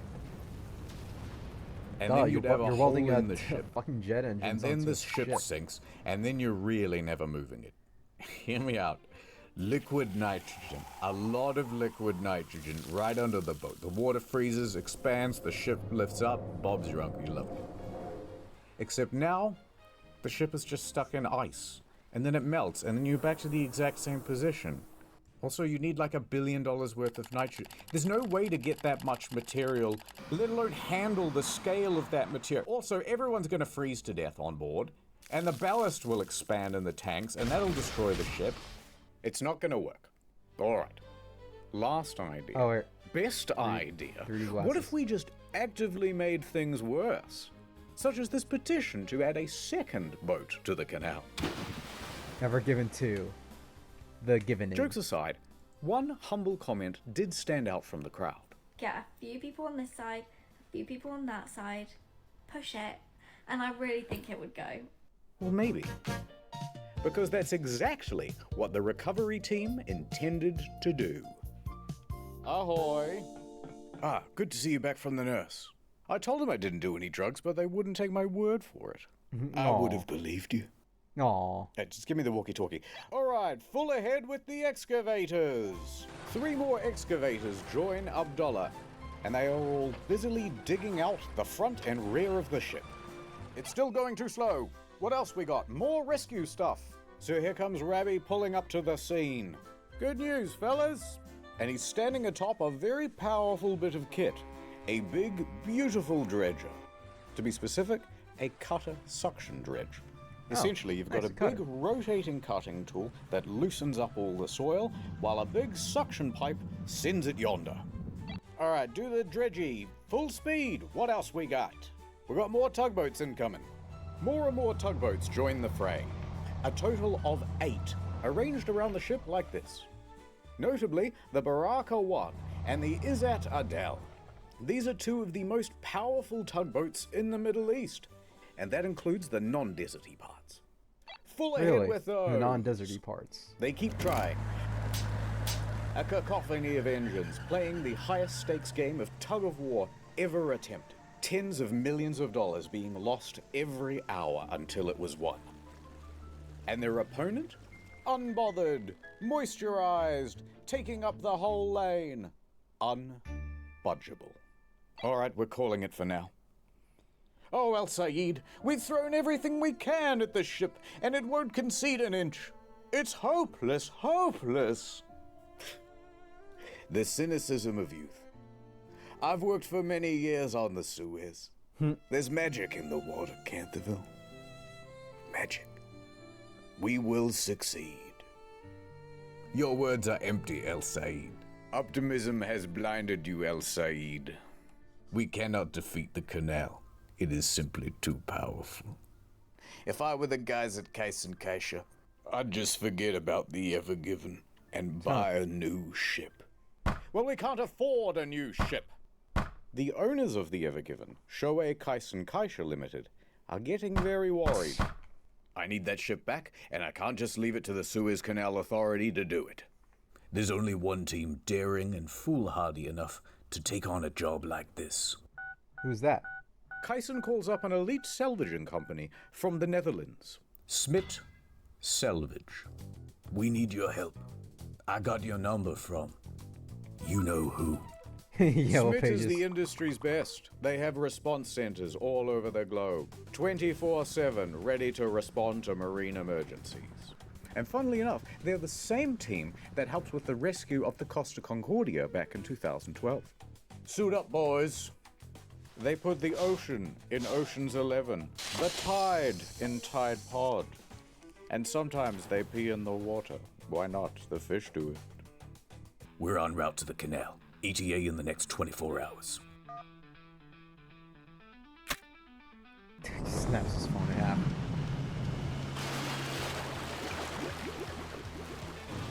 half. Next time on Boat in Canal. Boat the prophecy. It's coming true. Kiss me, you fool. What the hell? I'm beginning to think you don't want to get the boat free. Well, is it the Yanny wire or the Laurel wire? Laurel. I couldn't hear you. You're breaking up. Ha ha ha. There's only one way this was ever gonna go. Who's he shooting? I hope it's the president of Egypt. To be continued right now. It's now day 3. There's more digging, more tugging, but the ship is still exactly where they left it. And the slow pace of progress is starting to cause problems for international trade. Each delayed ship represents thousands of tons of undelivered stock for store shelves. And that queue is getting longer and longer. On board, an estimated $9.6 billion worth of goods is sitting idle. The milk! It will spoil! And the big question is, how long until this thing is fixed? To answer this burning question, the Suez Canal Authority holds another press conference and declares, guys, another day, maybe 2, might even be this afternoon. But the media and industry experts disagree. The truth of the matter is that they're not making much ground. I mean, this is proving to be more difficult than originally expected. Could be closed for weeks. Effort could take weeks. Could be stuck for weeks. Weeks. That's how long it could take to free the container ship currently blocking the Suez Canal. So that means all of these ship operators here, waiting in the queue, have a very difficult choice to make. So basically, I've just got 2 options. One, I can wait around hoping the ship gets unstuck, which nobody knows how long that's going to be. Or option 2, we go all the way around Africa. And I really don't want to do that, and it's not just a geographic thing. Freighters don't want to go around Africa because it will cost them far more in terms of fuel. It adds 10 extra days to the route. And most importantly, pirates. Pirates, assassins, and gay pirate assassins. Now, there be 2 main pirate hangouts. The Somali pirates, everyone knows about them. But the more prolific group is actually in the Gulf of Guinea. Yeah, I was about Named to so say. because it holds the Guinness World Record for most pirates. In fact, in 2020, 96% of all maritime kidnappings happened in the Gulf of Guinea. That doesn't sound very good to me, Mr. Kaisha. And I just want you to know that you've made an enemy. And when I... Go. Is your boat running? Because you better fucking move it. You can't park there. All right, hear me out. I'm thinking a bunch of helicopters, right? And we... There are a lot of people now who are angry with the owners of the Ever Given. There's only one thing I can do. Bing, bing, bing, bing, bong. Breaking news. Pause for a second. Shoei Kaisen Kaisha is big sorry. The owners of the Ever Given feel such enormous pressure that they go live on television working. In a few years, we'll all have a big laugh about it. Yours sincerely, Mr. Kaisha. Oh Hugs and God, kisses. that's the boss of my boss's boss. I'm in so much trouble. Can't do anything about it. All we can do is keep trying to free the ship. So they keep going. And going. Into the night. Going. Oh.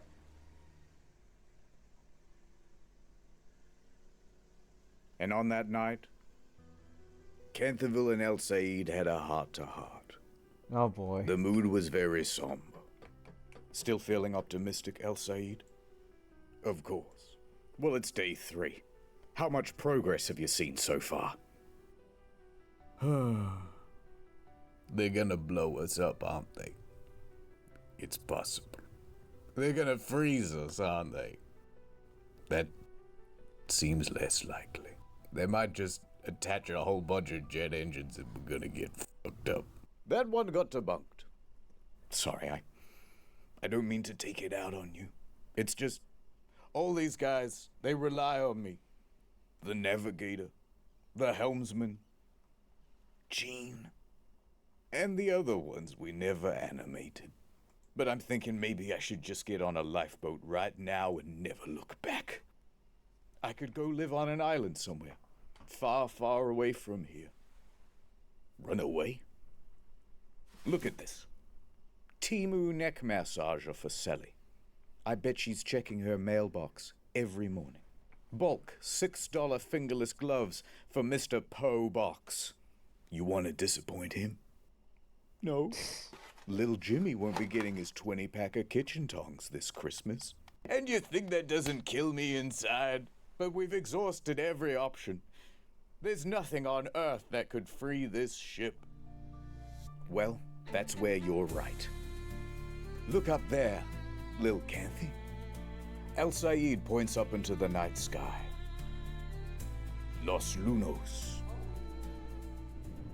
Yes, the moon. The son of the night. To the ancient Egyptians, it was a sign of hope. And in a few more nights' time, a prophecy will be fulfilled. The supermoon. I have to show you a kind of boring diagram. I'm so sorry. You see, the moon doesn't just orbit the Earth in a perfectly equidistant circle. It is, in fact, an ellipse. That means there is a point when the moon is the furthest from the Earth, and we call that the apogee. And there's also a point where it's closest to the Earth. That's the perigee. You know when you look into the night sky and the moon seems bigger or smaller than usual? Different distances, isn't it? Point is, the...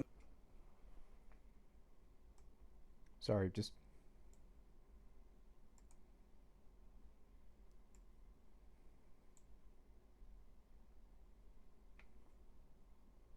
moon gravities all over the water. Sorry. And the closer it is, the more it's going to pull. Now, there's another effect as well. If you believe the mainstream media, the Earth is going around the sun like this. and once in a while it will also align with the sun, being on the exact opposite side. Bam! At this point, when everything lines up like so, both the sun and the moon are at max strength pulling on the sea, and they call that the supermoon. And the tidal effects of both combine for an even greater pull. High tide can be even higher than usual, sometimes by up to 1.5 feet. Now, these sorts of moons only happen 3 or 4 times a year. But in 4 days, Big K, we're going to get one. Yeah.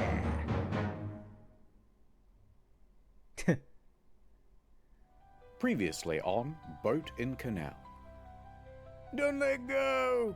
Oh no! Ha ha ha! My plans have all fallen into place. President of Panama.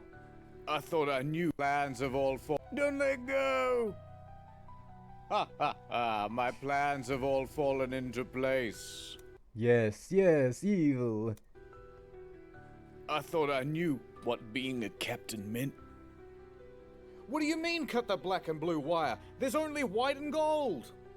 What the? We've Dude, got really? one chance left. The moon. The moon. This is just like that Costa Concordia video he did, but way less funny. Wow, dude.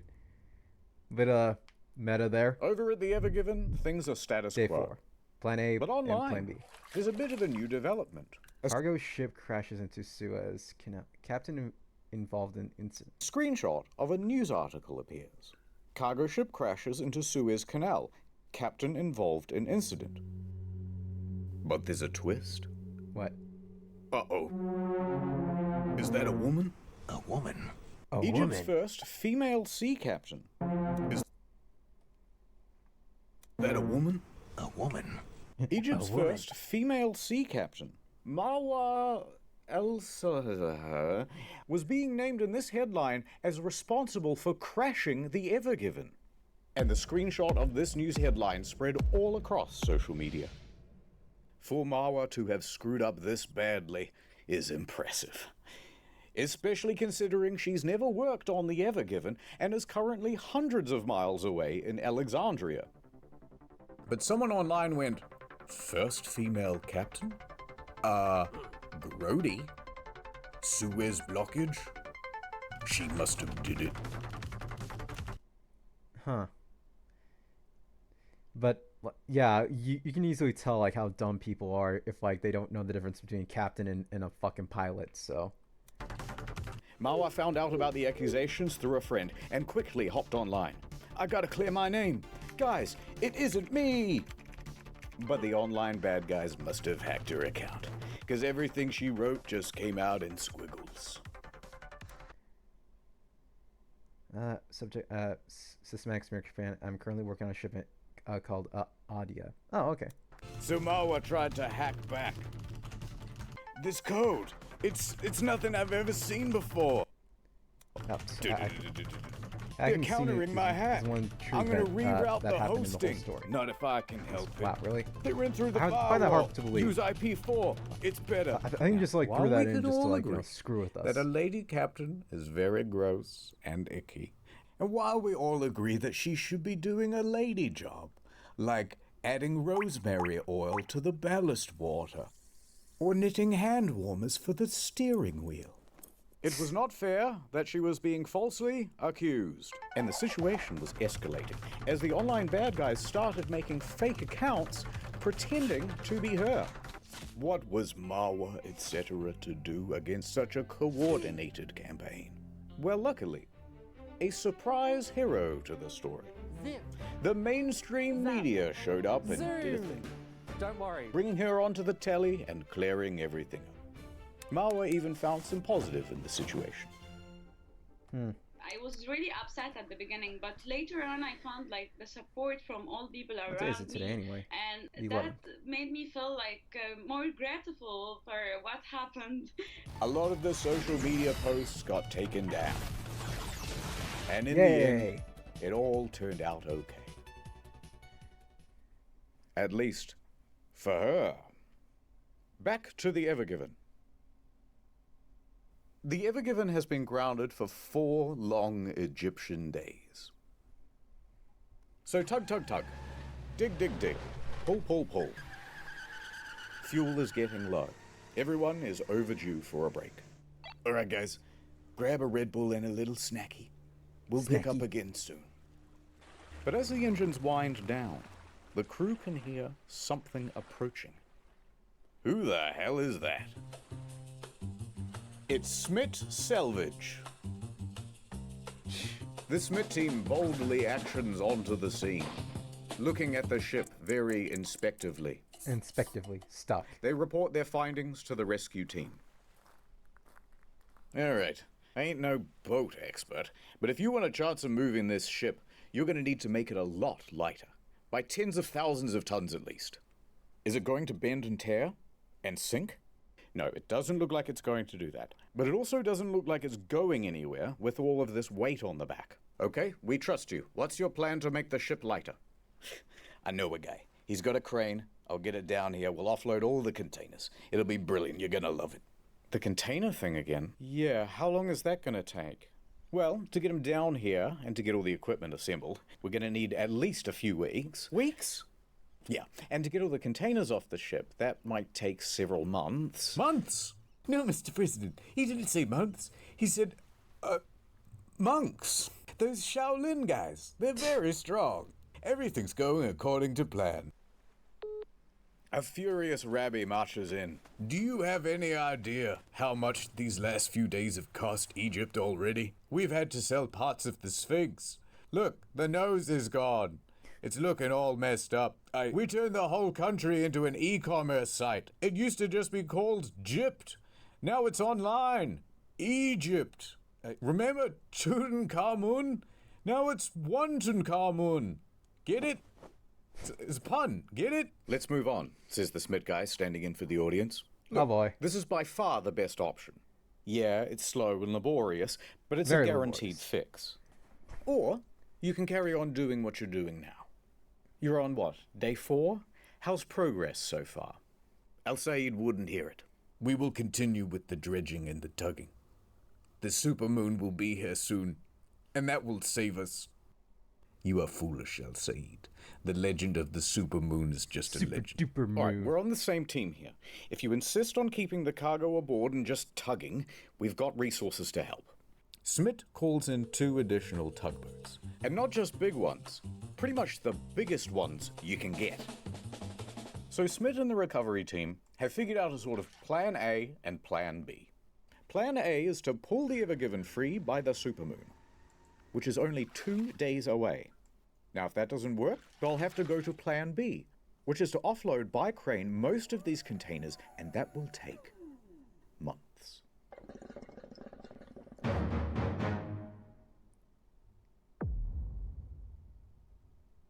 Still Act 2. Everyone is mad. Day 5. Watching on impatiently, tapping their feet and looking at their watches very aggressively, is now a queue of 400 vessels waiting to use the canal. Fresh fruit, thousands of tons, losing its freshness. Medicine, losing its potency. After this, there is no turning back. You take the blue pill. Huh? You take the red. Not to mention livestock. More than a dozen ships have live animals on board. Mostly sheep and cattle, lightly sizzling under an Egyptian sun. The Egyptian government has had to dispatch vets to board these ships to tend to the animals' welfare. A few days ago, when I was a younger man, freight from Asia only cost $8,000 a container. Now it's $12,000. And the impact is being felt by a lot of larger companies.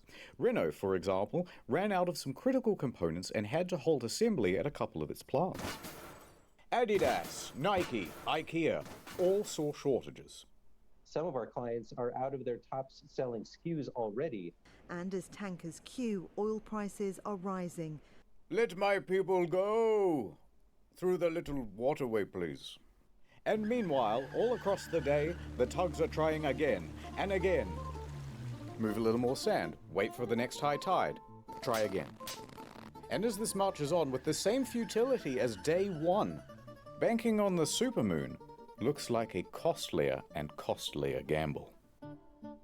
Alright, Enough of this. See about 100 ships opting instead to go the long route around Africa, accepting the longer traffic time and piratey risk.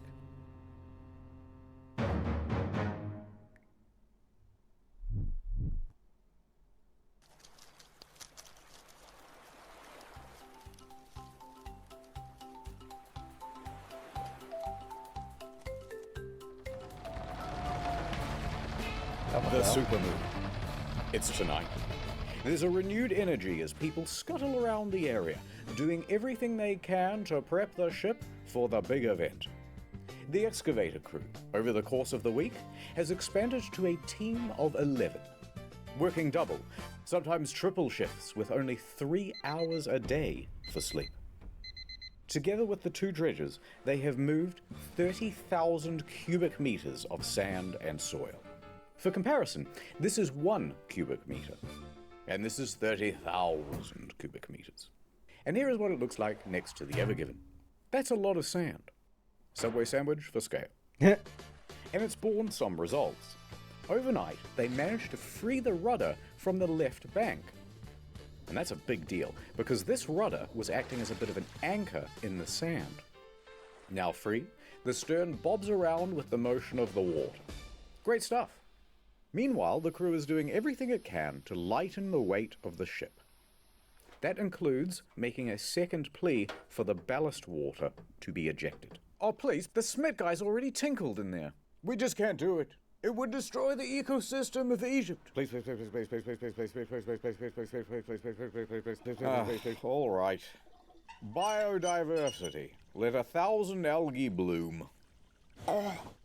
Nice work. That'll make the ship 9,000 tons lighter, Kenthy. The water's so bright I can barely see it coming out of the ship. Here, take these. No. I don't deserve them. What the hell? Sunglasses Dude, are for wear them. people who redeem themselves. That's not me. Hold on to them, just in case. You know, I'm actually Into starting the to get kind of evening, hungry. the pace keeps. Maybe I should just take lunch. We see Abdullah Nah, but excavating away. I can still like make But it really, to the end of this video. he's thinking about the moon. Rabbi, he's busy taking video calls. But he finds himself distracted with thoughts of the moon. Even Mr. Kaisha. Is there anything in this world that doesn't remind me of her? More breaking news from the Suez Canal problem. Ever Giver is stuck in the Suez Canal still. It's been almost a week. A tugboat should be able to move Ever Giver's big ass. This is Nana Star, Nana Star's news channel. Day 7. The full moon shone brightly that night, kissing the nape of the canal's neck with its gravity lips. Ew. Full tongue. Ew. The canal liked it. And spoiling the romance of the moment is a big fleet of tugboats, watching on voyeuristically.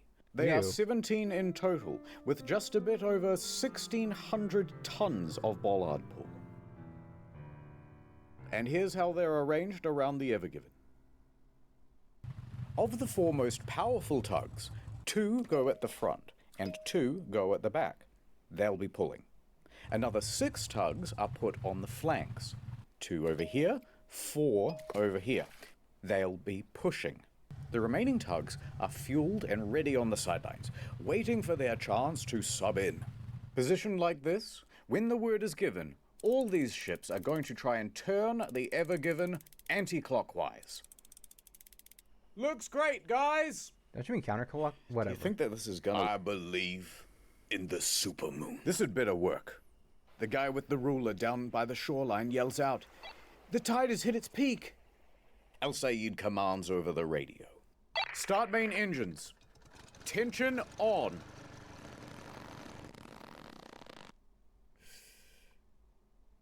Full ahead. The tugs start moving. They carve through the water with ease. The immense power from the tugs meet the resistance of the Ever Given. It was at this point that the narrator said something really poetic. Stuff about the night. About how the ships were like dancers on the water. For juxtaposition, we cut away to that crab again. Which everybody hated. It's like a metaphor if you think about it. The tugs are sliding to the left. They're sliding to the right. It's not working! Diesel fumes fill the air as the tugs keep increasing their power. The water violently foams behind the tugs. Everyone is staring at the back of that ship. I thought I meant like smoking. Come on. Move. This goes on for minutes. More minutes. Even more minutes. An hour. 2. 4 hours. By 4:30 a.m., the moon's power is starting to wane and there is very little progress. Don't give up. The tide only goes down so that we can rise once again. Your moon gambit has cost Egypt dearly, El Said. Guards, prepare the sarcophagus with the beetles like in the... What the hell is that? Under the water, all of this tugging has loosened the sand, the soil, the rock. Could it be? The sound of metal tensing and flexing. There The she ship goes. is beginning to move. It is coming free from the bank. The supermoon gives one last howl. It worked. They pulled the ship from the bank. At the back, at least. Now, the bow is still wedged in there pretty good, but this is progress. Yeah, I know. We're halfway to freedom. Keep going. So they did, all morning.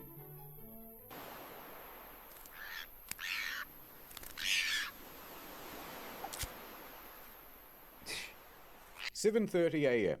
The sun is rising.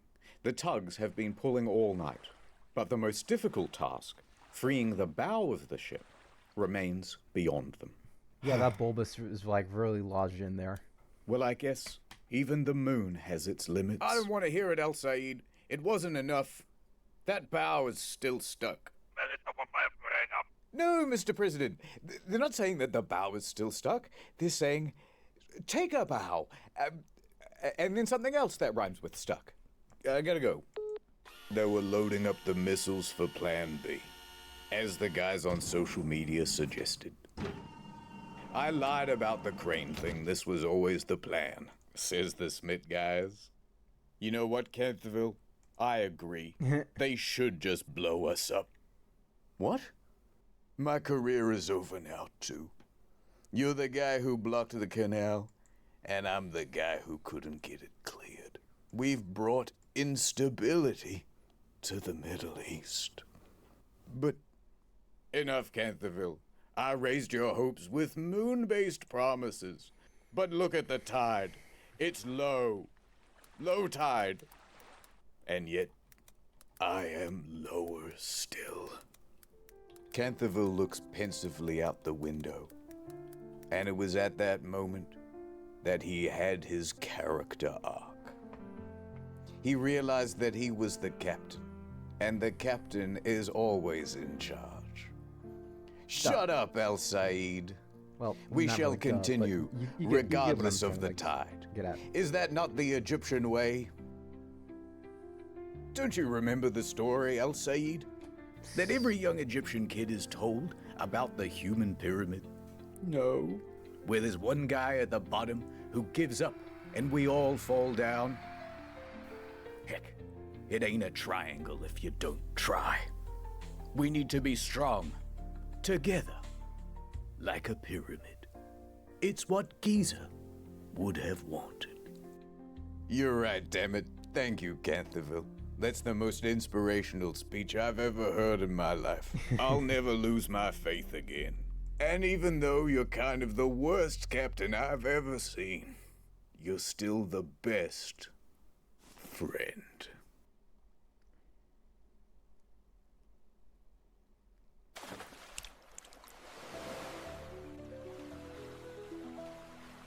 So they pressed on all morning, enthusiastically and vigorously tugging away, beating off the fatigue, but to no progress.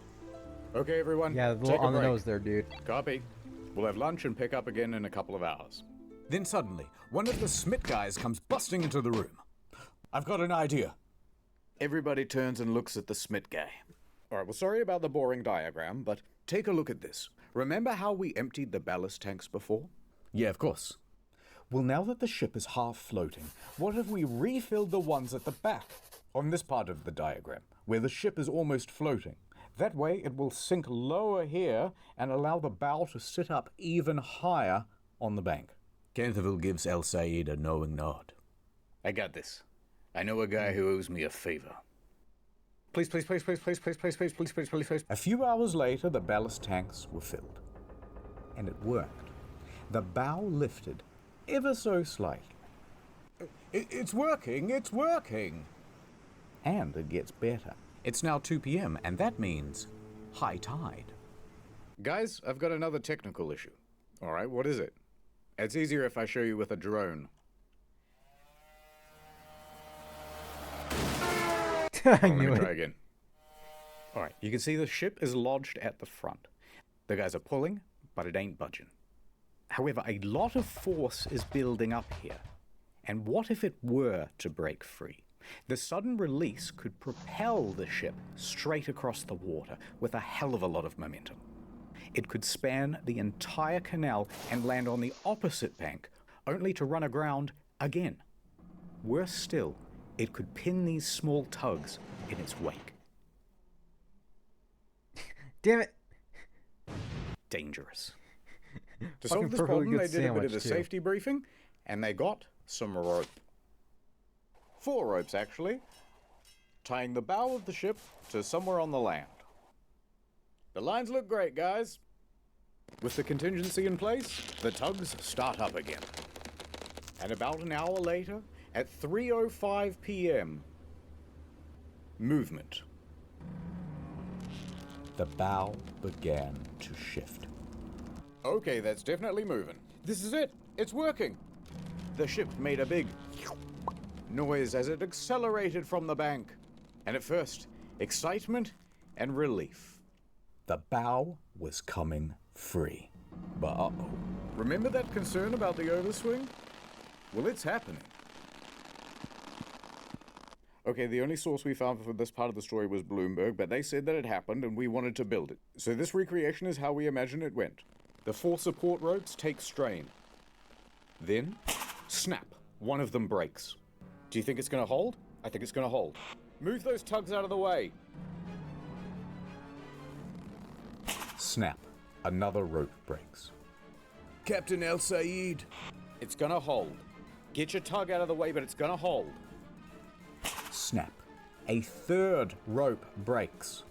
Get out of the way! Get out of the way! A single strand is the only thing holding this ship from swinging all the way to the other bank and being stuck. Forever. Without even realizing, Canterville grabs El Said's hand and squeezes it tight. It's gonna hold. You're a madman, Canterville. You're a madman. Mad passionate about this canal, and I ain't afraid of nothing. He said very cold-backedly. The engines shut off. All that could be heard is the squeak of tightening rope and the scream of torsioning metal. Sacre bleu, said Abdullah, but it is slowing down. It comes to a halt. The final rope held. They really did it. And the Ever Given rested easy in the middle of the canal. Like only one like survived. El Said turns to Canterville. Power up But the like engines. 3 others. Let's get your didn't. ship moving again. I'm on it, says Canterville. All of the tugboats start honking their horns in celebration. Cheers can be heard from the main dredger, the Mashour. In fact, they filmed this celebratory video. Oh god. Well, you know, let them have that celebration. You heard them right, Mr. President. We did it.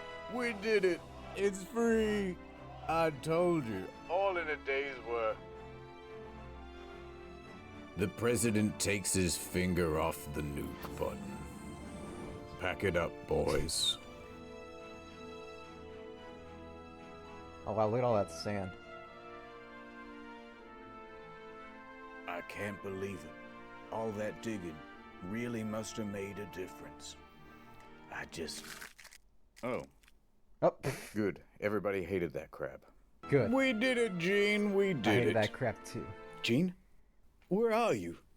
Captain, who are you talking to? Gene! Captain, there's no Gene on board. Wait a minute.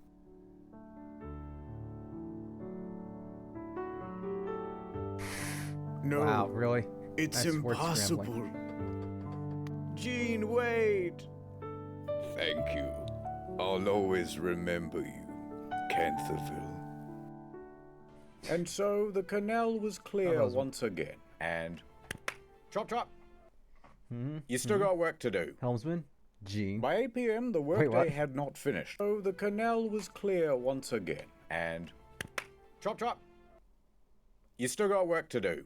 Oh, man. By 8 p.m., the workday had not finished for the Suez Canal Authority.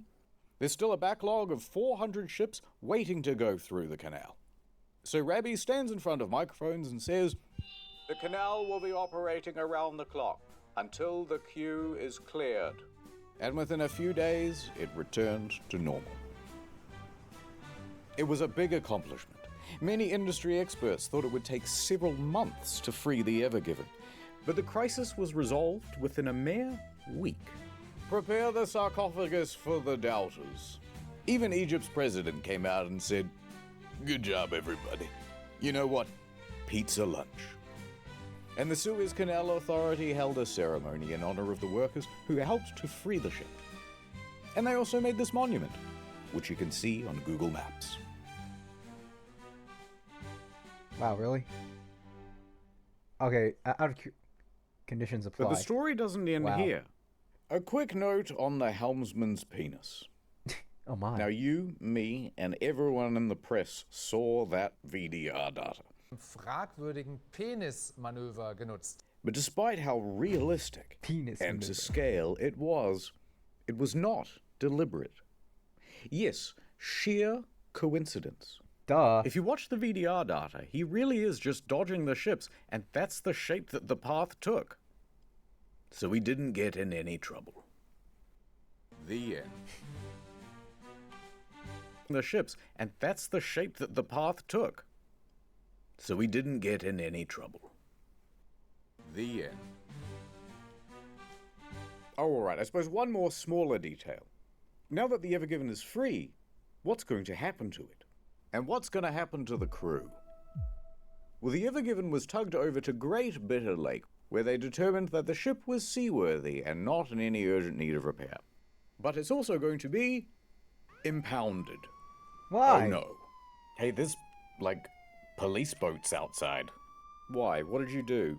This ship and its crew is now subject to the indefinite detention by the authority of the Egyptian government. Until you pay us, the Ever Given may not leave, says the Suez Canal Authority. Yes, we will be holding on to the Ever Given. It's our view that there was no wrongdoing on the part of the Suez Canal Authority, or its two pilots, and it was all the crew of the Ever Given, so their ship will be held until the parent company agrees to rightfully pay us for all of the costs incurred. Ruh-roh. Now here's where things get very complicated, and there is a lot of legal mumbo-jumbo. But the crux is this. The Suez Canal Authority says, "Dear Ever Given owners, you owe us $900 million. And Shoei Kisen Kaisha says, "No way. How many yen is that? No way." Good question. It's probably like 10 trillion yen. So by April 13th, some of the crew is allowed to leave, but a lot of them have to stay. And there's a certain nervousness in the air. Large legal battles can go on for a while, and there was already a bad example of this just a few dozen kilometers away. The MV Amman. Do not ask about that ship, helmsman. The MV Aman is a much smaller vessel, and it has been abandoned for years, detained by the Egyptian government in 2017 for expired safety equipment. Now, they were told to replace the equipment and pay a fine. However, there was no one to replace the safety equipment or to pay the fine because the shipping company went broke. $900 dues. So they just abandoned the vessel. There was no way for the legal situation to advance, and that meant that there was no way for the ship to be released. Most of the crew had to stay on the ship, and they would keep them there for more than a little while. 13 months before a judge finally decided, all right, look, just leave the keys with one guy. We'll call him the custodian, and everybody else can go home. Now, that custodian was a Syrian man named Muhammad Aisha. Look, he's holding the keys. He's holding the keys. You have to stay on the ship now. Everybody else got to leave, but he had to stay. On top of the 13 months he'd already been there, he spent the next 3 years aboard the ship. Quickly, the ship ran out of fuel, which meant it ran out of power, which meant it ran out of running water. No refrigeration either. Food ran out. Every few days, Mr. Aisha would be allowed to swim onto the shore to get food, water, charge his phone, but he was only permitted for about 2 hours until they would tell him to scoot. Would this be the same fate for the Ever Given crew? They did not know.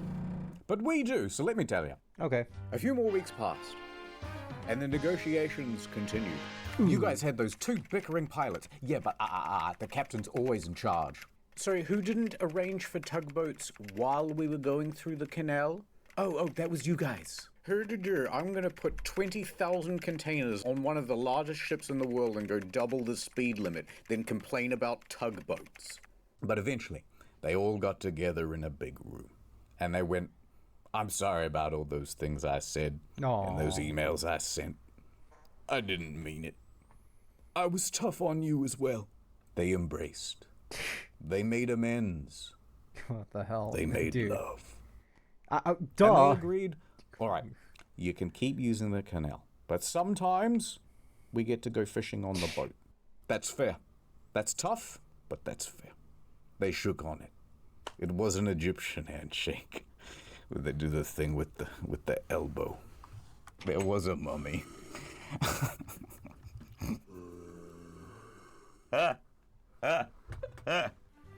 This story sucks. By September, the crew was allowed to return home. They only got MV Aman a little bit. And that guy on the MV Aman, he got to go home too. Why not? Get out of here, you scamp. The Ever Given made its delivery to Rotterdam. They did it! All the cargo is here. Although, it wouldn't hurt to check. 1, 2, 3, 4, 5, 6, 7, 8, 9, 10, 11. Canterville continued his career in shipping. It wasn't the end. Maybe just one more for the road? It's a great time to be a cargo ship captain. I can tell you that much. Al Said returned the Lunexicon back to the Sphinx. Really? Thank you, old friend. And the Ever Given had some minor repairs done to the bow over in Qingdao Port in China. And then she was ready to set sail again. The Ever Given was released back into the wild. It sailed into the sunset. Ever since then, global trade has improved. Prices have gone down. The economy flourished once again. Food returned to the supermarkets. Yay. Mothers clutched their babes. A litter of puppies. Don't care. And peace was finally restored to the Middle East. I knew he was gonna give the fucking nose. Forever. The end. Thanks again to Salee, the easy way to get data on your All right. phone when you're overseas. And 15% off? Now that's a good deal. Okay, let's see here. Anything else we can watch? How long have I been going for? Yeah, we can like watch like maybe like 2 more videos. Let's see here. Don't want to like show all the weird shit I'm watching.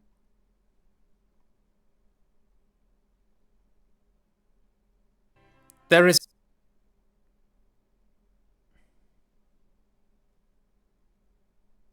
Do you think short? Oh, hey, perfect. Do you think short-term memory is like Fallout New Vegas on the like the PS3 or the Xbox 360 where it's got a memory leak problem? This is Mike Burnfire and Zach Hazard, PS3 and the 6-axis controllers. Around the campfire number 34. Oh jeez. And like you have to forcibly restart, i.e., go to sleep every like 24 hours. Otherwise all the memory just starts leaking into different parts of the short-term memory inside your brain. I mean, Fallout New Vegas for PlayStation 3 had an icicle lash in the short-term memory portion of its brain. Absolutely did. It absolutely did. Yeah, don't play Fallout New Vegas on the PlayStation 3. Although if it's the way you enter into the series, then yeah, like me, it's fine. It's honestly, it's fine if that memory leak problem existed on the 360 as well. That wasn't exclusive to the PS3. That was exclusive to consoles. Yeah, it was just. I think that might actually be a thing even on the PC version. I wouldn't know. This thing's been modded to hell and back. I had to when I would play it when it first came out, and I was playing a bunch of Fallout New Vegas. I had to restart my PlayStation every hour or so. 2 hours, Yeah. I think, like every 2 hours, because it would start doing where like the loading times would start taking longer and longer and longer. Mm-hmm. And then sometimes you would like go into a room and the stuff that was in the room you just left would be loaded into that room, because it was just like it was keeping everything it was keeping everything loaded to RAM. It just performed so much worse. Yeah. It was so bad. It was annoying. Yeah, It was PC annoying. gaming for life. Never going back. I don't. So I used to when I was younger. I did a lot of PC gaming. Do you remember getting games and they would come in a giant encyclopedia-sized book? Yeah. And that book would have 6 CD-ROMs in it? Yep. Well, sometimes, yeah. Although other times it was That's why just a PC giant gaming box sucks. with the single game in it and maybe a user manual. Anyway, I remember doing PC gaming, and I remember I stopped doing PC gaming because like I joined the army and I couldn't keep moving around a giant PC. Mm-hmm. PCs used to be huge. I mean, they still kind of are. It depends on which one you get. Yeah. PCs used to be huge. And I started doing stuff on console. And I really liked, I would go to the store and buy the game, and I would put the game into the console, and wouldn't you know it, it would just run. I didn't have to do anything else. Mm-hmm. And I really liked that. I don't do that anymore. That doesn't work anymore. Now, when you go buy a game from the store, there's a very good chance that the game will not even be anything. It'll just be a fucking download code. Mm-hmm. Oh yeah, that's so And then fucking you annoying. install the game, and you have to spend 3 hours in downloading a 7 gigabyte day one update patch. Yep. Just like disappointing. Oh, it's pain. It's pain. And it's not like it's any better on computer. It's not like it's any better on computer, because you still got to download the day one update. Yeah. I used to, I enjoyed my PlayStation 2. I enjoyed my PlayStation 3. But then I started getting into the PC gaming more, and you can mod the game. You could update the game. You could have fans who update the game and fix problems that the official developers couldn't get around to. Games that I really enjoy could have infinite lifespans because people keep on making more stuff for them. For example, Fallout New Vegas. But then PlayStation 4 came out, and I wasn't too terribly excited because they were making you pay for the online services, in addition to the $100 a month, $200 a month I already pay for my internet provider. And then, like you said, you just gotta download patches, and things aren't even backwards compatible. Could PlayStation 4 play PlayStation 2 games? No, not really. I mean, dude, just wait. Once somebody in the PC manufacturing sphere figures out how to charge you a monthly fee to play games online, they're gonna fucking do it. Sure, we're not there yet. It's gonna happen. We're not there yet. It's all good. You know what can play PlayStation 2 games though? My PC. Yeah. Do you know what can't play PlayStation 3 games though? Anything besides a PlayStation 3. Yeah, literally anything but a PS3. Well, it depends on the game. PlayStation, Metal Gear Solid 4 is just lost media at this point. Once Almost. the last Blu-ray disc with that game on it is destroyed, the game will no longer exist. I mean, they're destroying themselves. That's They true. were very early Blu-ray discs that are incredibly susceptible to bit rot. Yeah. So they're kind of just falling apart on their own. I don't know when it's supposed to be coming out, but the second part of the Metal Gear Master Collection is supposed to have Metal Gear Solid 3 on it. Mm-hmm. Like, Konami has it. You mean Metal Gear Solid 4? Yeah, I'm sorry, 4. I don't know why I said 3. Okay. I'm sorry, Metal Gear Solid 4. So really, the collection Volume 2 is going to have Metal Gear Solid 4, allegedly. Allegedly, yeah. So, okay. I'm not holding my breath for it. I'm apprehensive. The architecture on the PlayStation 3, what kind of machine was that where it's like nothing else can run those games? It's just something that happens when you have games that are one like a very early console seller game, come out at the same time the console does, and two, when you have games that are like so baked into the console. The example I always use for this is Resident Evil 2 on the Nintendo 64.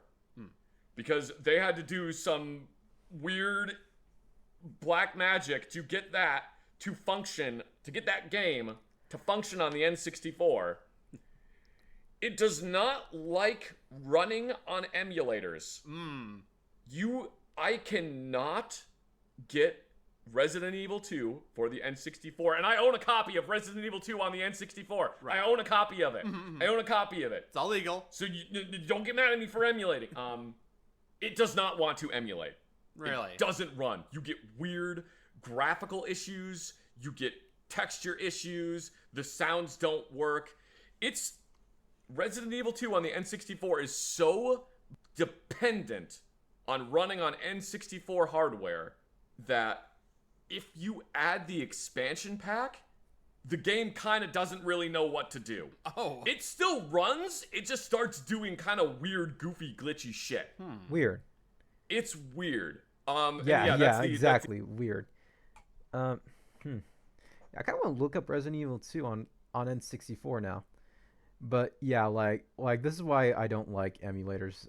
Not for like all the legal mumbo jumbo, but because either they don't work, they crash instantly, or when they do work, it's so wonky and so like like out of place, like on my high definition LED monitor that like like like you don't know what you're clicking on most of the time. Even with controller, like let's say like I'm playing like I don't know, like not like not tactical RPG, like a turn-based RPG. Yeah, that's fine. Like it could probably like run perfectly, but usually those are the ones that crash. If it's a shooter, yeah, they also crash too. But like that little dot on the thing, it's never accurate.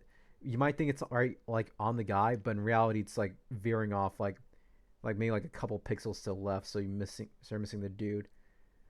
Yeah, so like emulators are like basically a gamble, a slot machine gamble. So you might not even win anything. Unless you find like something that's like a great jackpot, but unfortunately some of the jackpots might even like be not good games at all. The example I use for like games just being baked into the hardware they're on. It's the same thing for it's the same thing for Metal Gear Solid 4. But yeah, like as Zach Hazard said, like if it's like baked into like the thing, like emulators are gonna like crap themselves out. That game is so baked into the PlayStation 3's hardware that it doesn't know what to do if it's not running on a PlayStation 3. I see. You know what else makes emulating PlayStation 3 games difficult is the fact that damn near every game in the first couple years of that system's life tried to shoehorn in six-axis nonsense. Yeah, and then now you have to find a way to emulate that, or at least like remove it from the game, and it's just like you kind of can. You had the PlayStation 3. You play with games that had the six-axis controls. Were there any that had any? Were there any PlayStation 3 games that made good use of those controls to you? No. Because a lot of them, it's like Uncharted. If you want to balance on this log, you have to balance your controller. That's kind of it. Oh, At least yeah. to their credit, Oh yeah, because like I think they were like trying to like copy like the Nintendo Wii because like how like popular that became. And for a brief moment, it looked like the Wii was about to like overtake it, but you know, Sony finally got their shit together in like 2008, 2009, especially after their session. So you know that was still impressive. some of those, it'll work without the 6-axis. Yeah. The game will just work. It just means you don't get that mechanic anymore. Sure. But a lot of things were requiring that. Bloodborne was a PS4 game, but it had like the motion controls, like the 6-axis controls. The motion controls were only for doing gestures. And sometimes when you're playing Bloodborne, your character will just decide to do a gesture because your controller decided that you moved it in a way.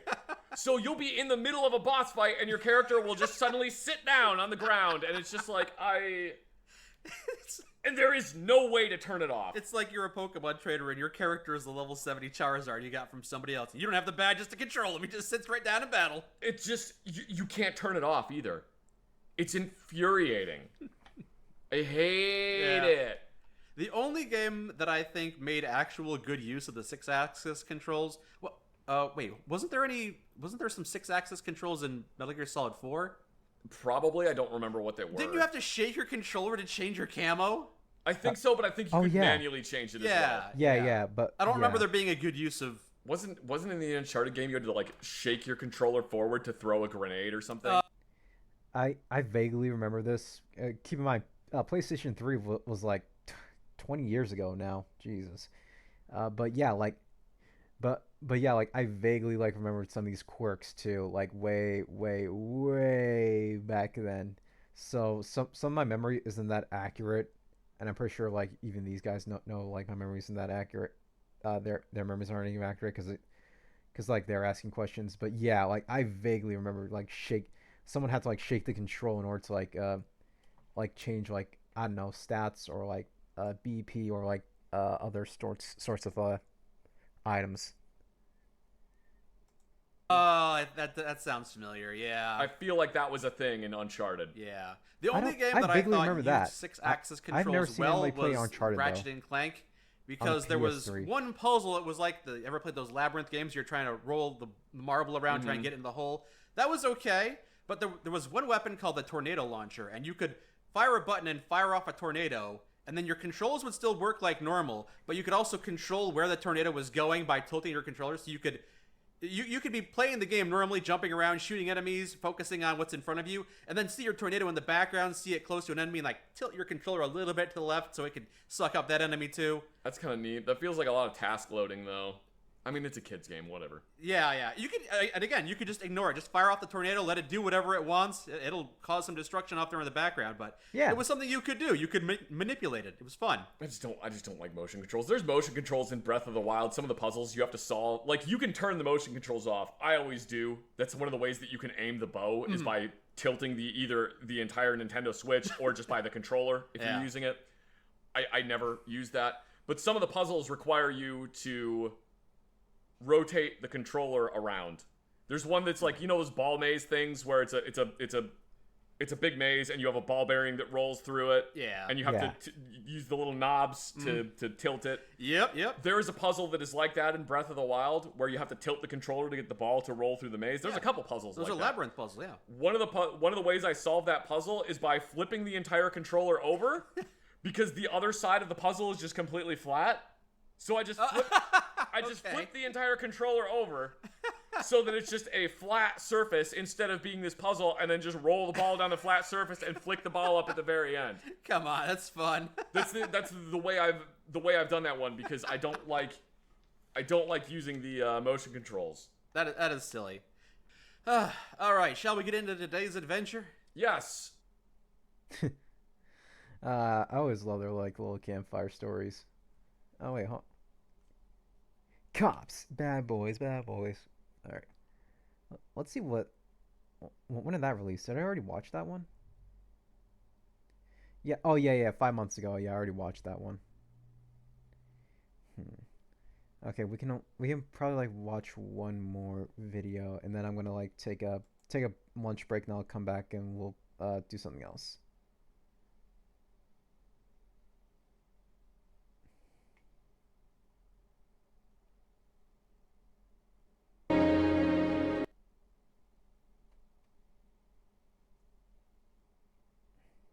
Howell officially became the first woman.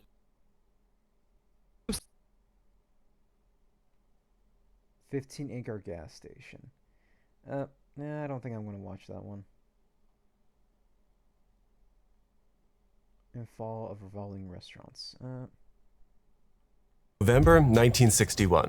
An architect. Okay, yeah, well, we can watch that one. And then I'm going to like take my lunch break.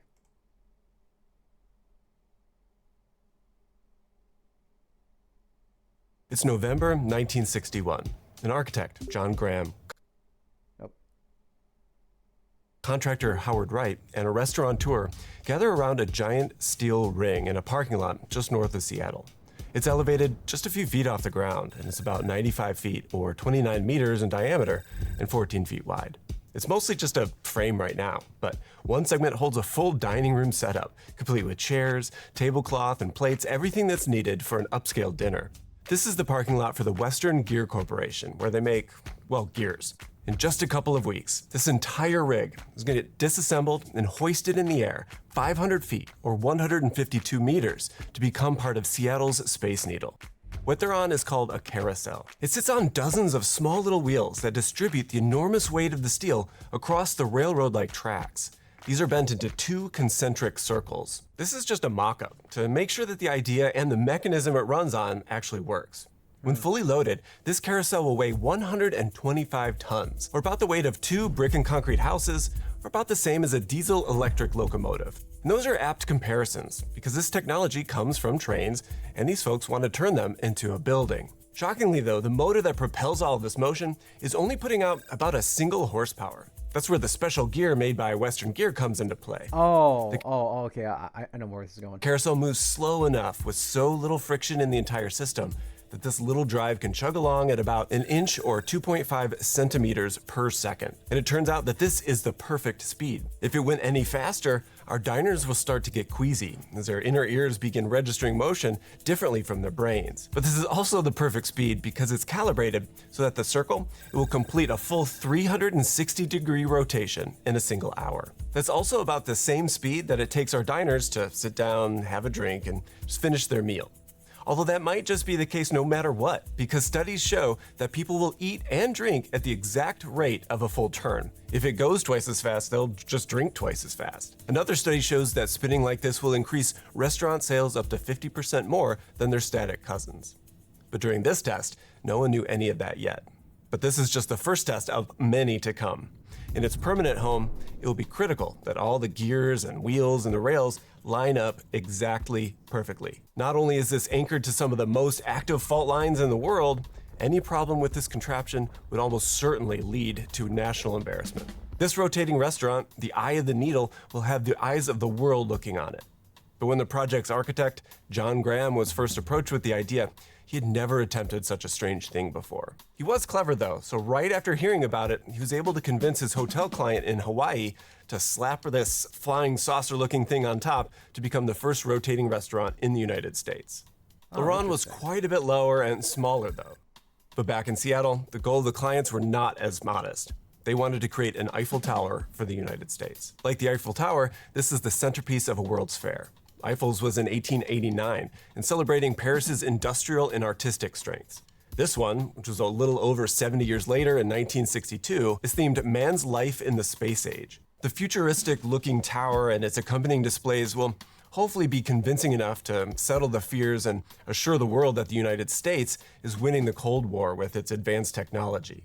So that's why Graham designed the experience of going to this restaurant to be a miniature journey into space. It begins on the ground as a sky pilotess welcomes you into the metal elevator cab, also known as space lifts.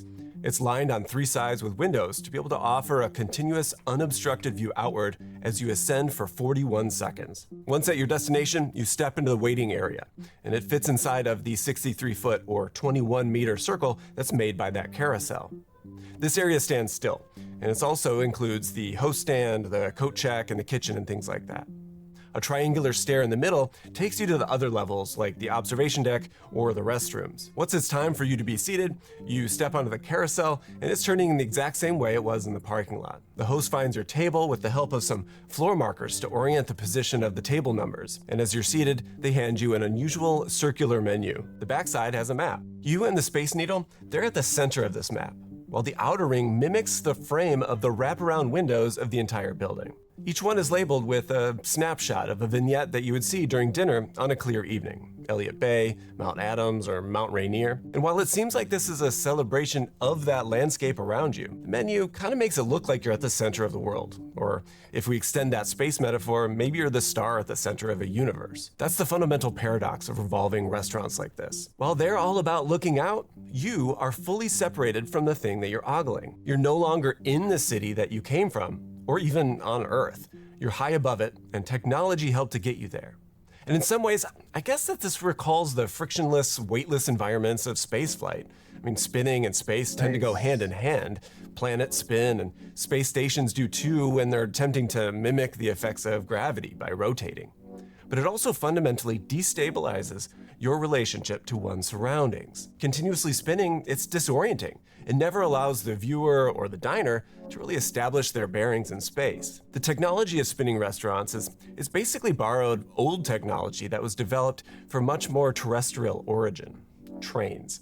While the chief engineer of the project, John Manassian, did work for NASA, he designed the gantries, basically big, slow train cars for moving rockets while they were earthbound. Even today, the most prolific engineer of rotating restaurants is a company called Macton. They began operation in the 1940s, and they made turntables for flipping train cars around without lifting them off of the tracks.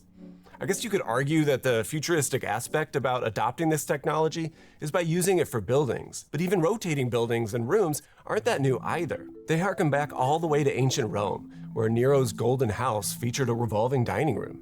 There were also revolving stages and kabuki theater since the 1600s, even an entire rotating house in the 1930s in Italy. Finally, there was even a whole series of rotating jails that were scattered across the Midwest. The continuous motion prevented the inmates from sawing through the bars as they continuously passed by. But one ended up breaking down in Iowa, and the inmates, they couldn't be reached for days. But incarcerated inmates are not the association that these restaurants, their owners, or their designers want you to pair with this novelty. This was the 1960s, and it was all about space. Another successful shot, an achievement of major strategic importance for America's defense. The same year that the Eye of the Needle opened, Kennedy gave his famous speech about stepping foot on the moon, not because it's easy, but because it's hard. But because they are hard. And it's also the same year that Hanna-Barbera debuted the Jetsons, where the visual similarities between it and the Space Needle are pretty clear. The experience of Revolution was so successfully rebranded by all this that it led to an explosion of revolving restaurants across the United States. Within a decade, there were at least 100 spinning ones across the country. They became a sort of status symbol that meant that a city was tech-minded and economically successful. The space travel theme became this effective, immersive story for powering these dining experiences. In some ways, I think that makes us a little bit like roadside attractions or Googie architecture. In the same way that those might lure you down a road that you wouldn't just otherwise go down, I think the space story and its movement are pulling customers that are eager to get away for a bit by heading down the road less traveled. Rotating restaurants then are operating at a bit of a deficit by not being located at the street level. No one can just wander in. They have to seek out that experience and plan ahead by creating a reservation. Instead of overcoming vast horizontal distances of road tripping families, these overcome the vertical ones. Through the power of suggestion here, the technology of trains and jails was transformed into a popular urban space-themed attraction. The story, though, isn't just as innocuous as a superficial applique might be. It's actually hiding a much more destructive agenda. And I'm not just talking about extracting extra profit. I mean, these things make for seriously compromised spatial, social, and cultural experiences. To see why, let's just head over to Atlanta to look at the Sundial Grill and View. It began spinning in 1976, and it sits atop a hotel that was designed by the architect and developer John Portman. It was, for a very long time, the tallest hotel in the world. As you approach the building, it looks just like a gleaming glass cylindrical tower. But when you actually arrive, you're greeted with several stories of rough, concrete walls, an absolutely impenetrable fortress. If you're in a car, great.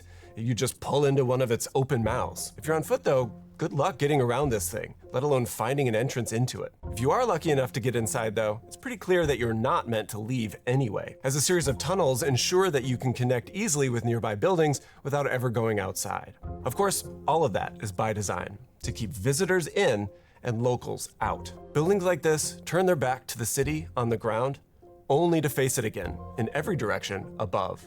While the skyline belongs to the diners, the actual city on the ground is a thing to be escaped. Even the Jetsons, which imagined a life high above the clouds, lived completely divorced from the Earth. We never actually see it, but we presume it's down there somewhere. In the Jetsons, we don't know what ruined that Earth, whether it was people or technology, or what makes life in the sky so desirable. Elroy, how many times have I told you not to wear your space boots in the house? I was just taking a shortcut. I can't help but see the parallel of the recent Blue Origin spaceflight, as Katy Perry's attempt to connect with others over the experience has only led to having the opposite effect. Instead, it was alienating and tone deaf. You guys, I will have to tell you, look at the moon. The tragedy, or the irony, or whatever you want to call it, is that this thing claims to be all about experiencing Atlanta, but actually doing the exact opposite, by substituting an authentic or literally grounded experience for the fleeting novelty of a technological escape from it. The building is merely a machine for creating novel experiences, like an amusement ride would be. It's not something that participates in the construction of place. Everything about it undermines the opportunity for having an authentic experience of the city. Even the interior of the restaurant becomes something that you look through to look outside. It's not something you're meant to notice or experience directly. Where you are in a city is only something to get away from. And that's why the novelty, I think, wears off pretty quickly. After 54,000 rotations, the sundial, it stopped spinning in 2017. When it stopped, there were fewer than 15 operating rotating restaurants in the US. By that time, the country had just moved on. Gen Xers, I don't think, are quite as fascinated by space as the boomers were. They started growing disdain for kitschy, superficial spectacles like revolving restaurants. Interestingly, though, they are making a comeback right now in these post-pandemic years. Old ones are getting turned back on for the first time in decades, and New York has a new one. The Space Needle, it was just renovated too. Instead of metaphorically carrying people into space, though, they're just trying to get people out of their houses. In situations like this, when something comes back around for another go, one of the best things I think we can do is assume that we don't know what it could be yet. To see it with fresh eyes for what it can be, not necessarily get stuck in the nostalgia of what it's been. But not every scenario can be accounted for, like this scene from Final Destination where a penny flick actually takes down the Space Needle and leads to its ultimate demise. Not to add fuel to the fire of fear, but my next video is about how buildings are protected from being destroyed by explosives. And that video is actually viewable right now, 3 weeks before it comes to YouTube. It's available on Nebula, actually my home base for my content. In fact, if you only catch me here on YouTube, you're missing out on a ton of stuff, like building tours and a behind-the-scenes tour of my new studio that are only available on Nebula. But it's not just... All right. Okay. Well, that's about it for me for now. I'll be back in like maybe like in a couple hours or so. It's gonna be very hot today, so I'm definitely not gonna be like going out today. Anyway, see you all again soon. I'm gonna go get lunch. Bye. Take care. Have a good one.